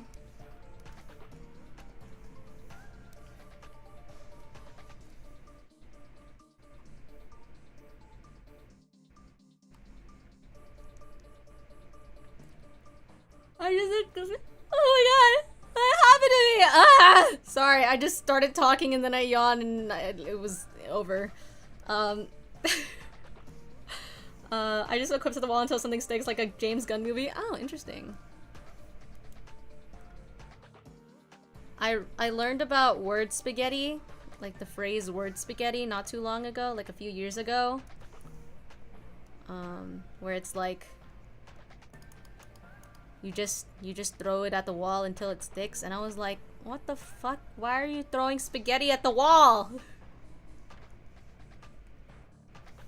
Anyway, it did not maybe not the best person. Oh my gosh. Lucifer, thank you for the raid. Welcome everybody. I feel kind of bad because I was gonna finish this up and then end, but thank you so much for the raid. How was your stream? How was your stream? Also hello everybody. I'm Miao. I am a tiny magical cat turned artist art idol art. Oh god, I haven't said my thing in a long time. My intro. Hi everybody, I'm Miao. A tiny magical cat turned idol in training. I'm an art VTuber, but also I play video games. Today we're drawing Seiyun Sky from Uma Musume.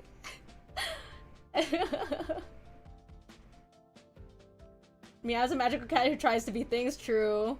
I forgot how to be a streamer. It's real. It's real. Streamers are mostly drawing Saba. Oh my god, Saba! just for fun? Or are you like doing like any like convention prep type thing or?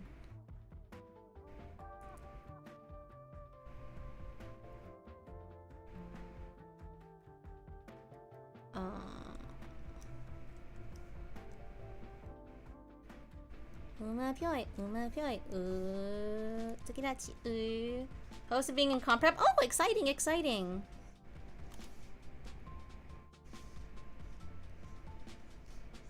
Sameko Saba. I think she's so cute.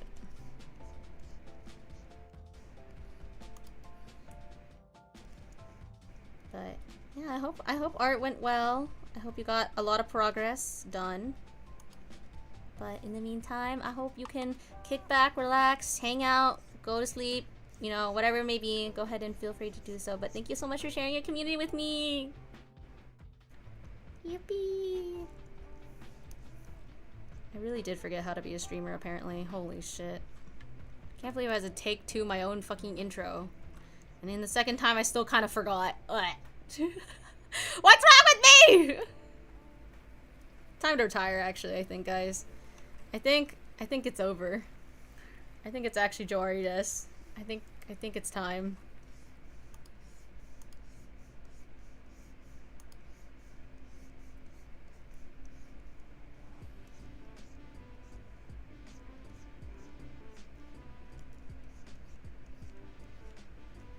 Go directly to the camera, unblinking, my name is MiaoYuen, that's all you need?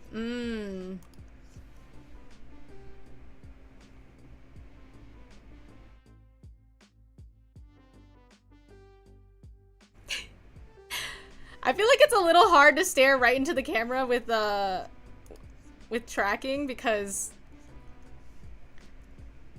how I have it set up is that it's not, you know, where I'm directly looking at the phone per se. I've calibrated it to be a little more realistic to how my head is going to be facing normally. Like with art streams, this is forward facing, but my camera is actually right here. But if I were to look at if I were to look at my camera directly, I'd be looking off to the side.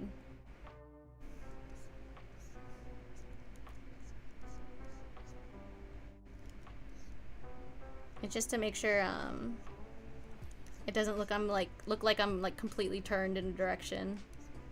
Cause like you can already see me turning this way is already kind of a lot. Imagine if I had it all the way over. Camera's right here, looks at the distance, almost as miles away, yeah.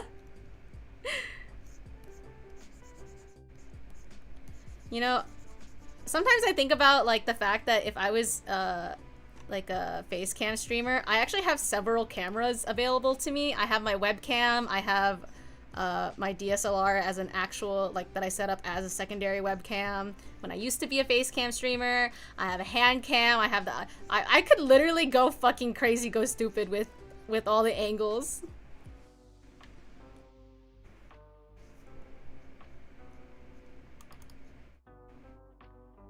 You have nice cameras? I do. I do have nice cameras. I used to do photography. I haven't done it in a very long time. You could set them all up anyway and have none of them be face. It's true. I haven't set up my DSLR camera since I've moved yet. But I could. I thought about dog cam. The thing is I can't really move my like standard webcam from its location, so I wouldn't be able to turn that one on. Hand cam I accidentally turn on sometimes. Yeah, ready to be an IRL streamer at every given moment. I don't know if I'd go back. I don't know if I could go back. Honestly, it was kind of a lot. Being an IRL streamer, or like, not like IRL streamer, but like face cam streamer. So, I don't know. I think it's just like, not in a bad way either. I just don't think it's for me. It like, if I didn't start VTubing, I probably would have quit streaming, if I'm entirely honest. Because I think part of it is, I think you get some more, I think I've got more weird people in my chat as a like a face streamer than as a VTuber. Flashback to the time where you had the hand cam from the side and you pointed the screen at me. Yeah, true. Cutest Miao moment. Yeah, hand cam does expose your real. My weird typing. Yeah, my psychotic circle typing. You've heard of circle breathing, but have you heard of circle typing where you use 8 fingers to type? I bet I will judge you harsh on that. I don't know if there's a clip somewhere, but I did show on stream before how I type. I don't have my hand cam set up or plugged in right now, I don't think. But yeah, I haven't. I type like a psychopath. I'm well aware of my flaws.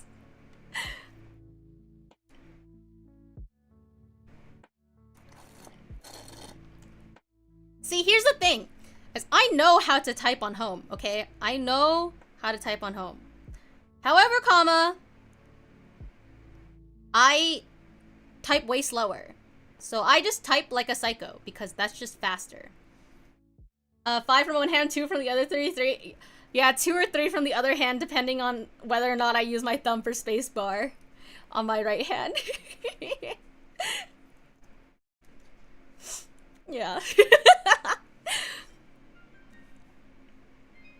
It just happens. What can I say? At least I type fast, you know? I have a words per minute of like 80 average, I think.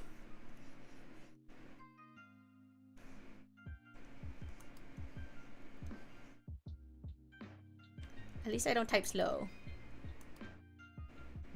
Like Bill Nye and his little bat claw hands. What are you talking about, Bill Nye and his bat claw hands? What?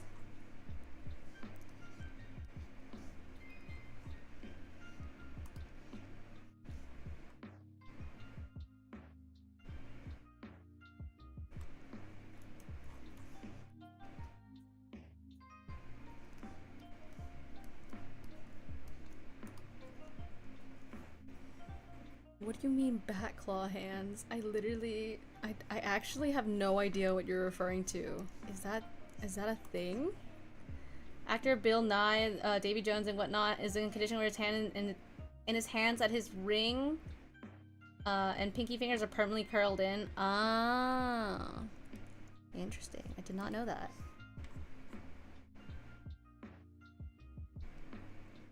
That must be very frustrating. I honestly don't know how I would handle having like how do I say this? I don't know how I would handle having like any impairments to my hands because of how much I use them, which I guess you could say the same thing about my ears because I use my ears a lot and I'm freaking partially deaf, but you know, what can you do? Did you have casting as a human bat in the Underworld movies and a human crab squid in Pirates? I mean, at least you got cast, you know?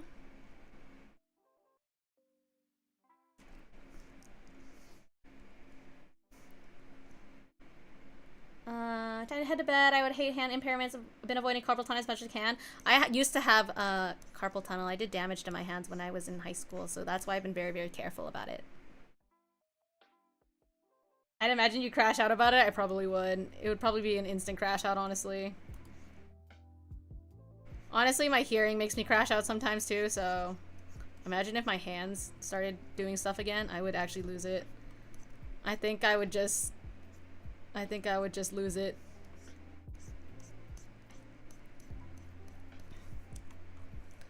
I would probably be like, not this shit again, and then lose my mind. I'm pretty careful about overuse of my hands now, though, after injuring them. Or, like, injuring my wrist. I don't think I got, like, actual carpal tunnel, but I was, like, very close to getting carpal tunnel, and it was already painful and stuff, and so they were like, you should rest your hands, and I was like, but I got things to do, and they're like, do you want to have hands still? And I was like, yes, and they're like, maybe rest your hands. I was like, okay.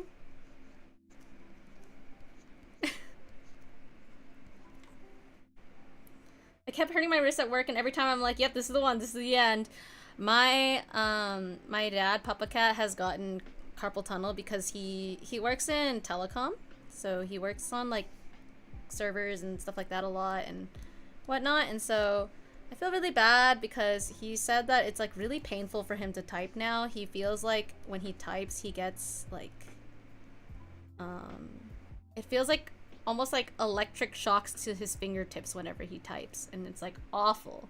And that sucks. I can't imagine having to deal with that on a daily, you know? I just feel like that sucks so bad.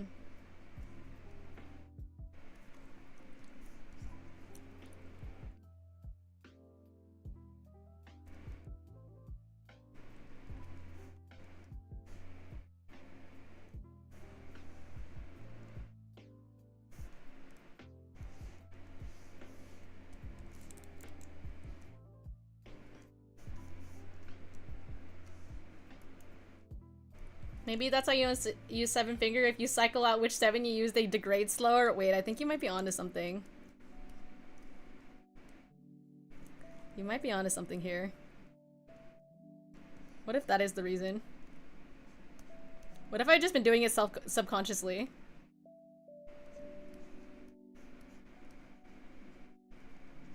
That would be so crazy. My brain's just using 7 this whole time for like preservation's sake. I don't think that's actually the case, for the record, because I've been doing this for fucking ever. I've been typing like a psycho forever. My mom has been trying to get me to stop typing like this for forever. I took typing classes and they like gave up on me. So, yeah, apparently I'm hopeless.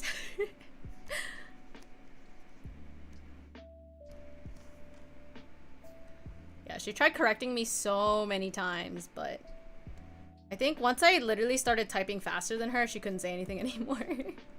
She's like, well, I mean, apparently this way is more efficient than I fucking guess. Coming by to say hello has been a good bit. Hi, Ina, how are you? If he's because it's funny and doesn't impair the result, who cares? Yeah, that's kind of like what happened with my mom. Like, she was like, I mean, you literally type faster than me. Like, I can't tell you not to type like this if it's effective, you know? So I'm like, yeah, exactly. If I type fine, then, you know, I'm alive. That's just about it. Oof. I hope the new year treats you well, though. Hopefully I hope things will be on the up and up for you.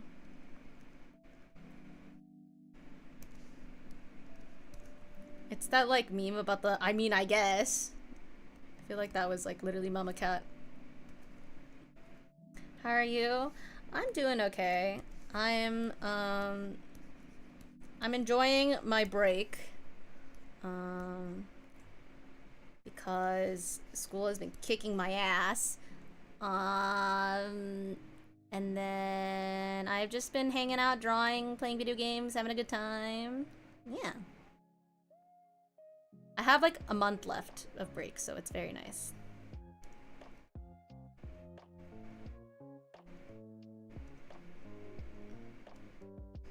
Okay. Lucky. If you consider being a student again, Lucky. Sure. I have this week and hopefully half of next week.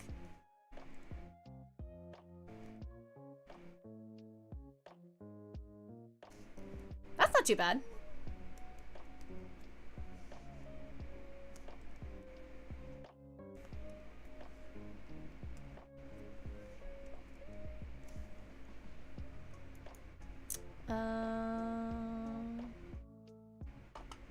Okay, I think this is good. I think this is an okay Seiun Sky. I think I'm... accept this.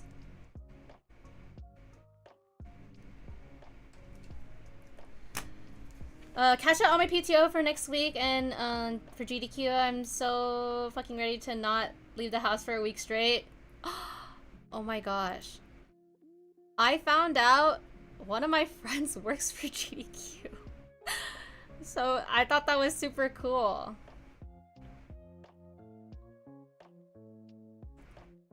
But I have not watched GDQ in a very long time. I've been trying to get Sayo to get some content for some new emotes. IRL thing's been rough. Art comes second. Make sure you take care of yourself. Oh, neat. Yeah, I thought it was cool. I'm excited for you to just turn into a hermit, because that is my preferred way of being. I think she does marketing or social media for them or something. I don't really remember.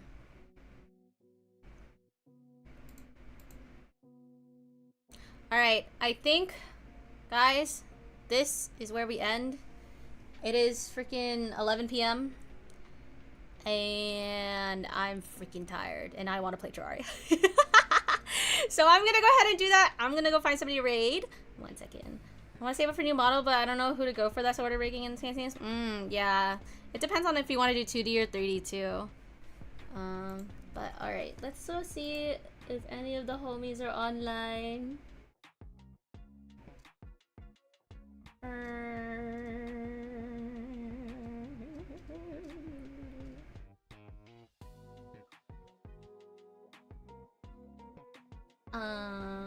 Let's go ahead and raid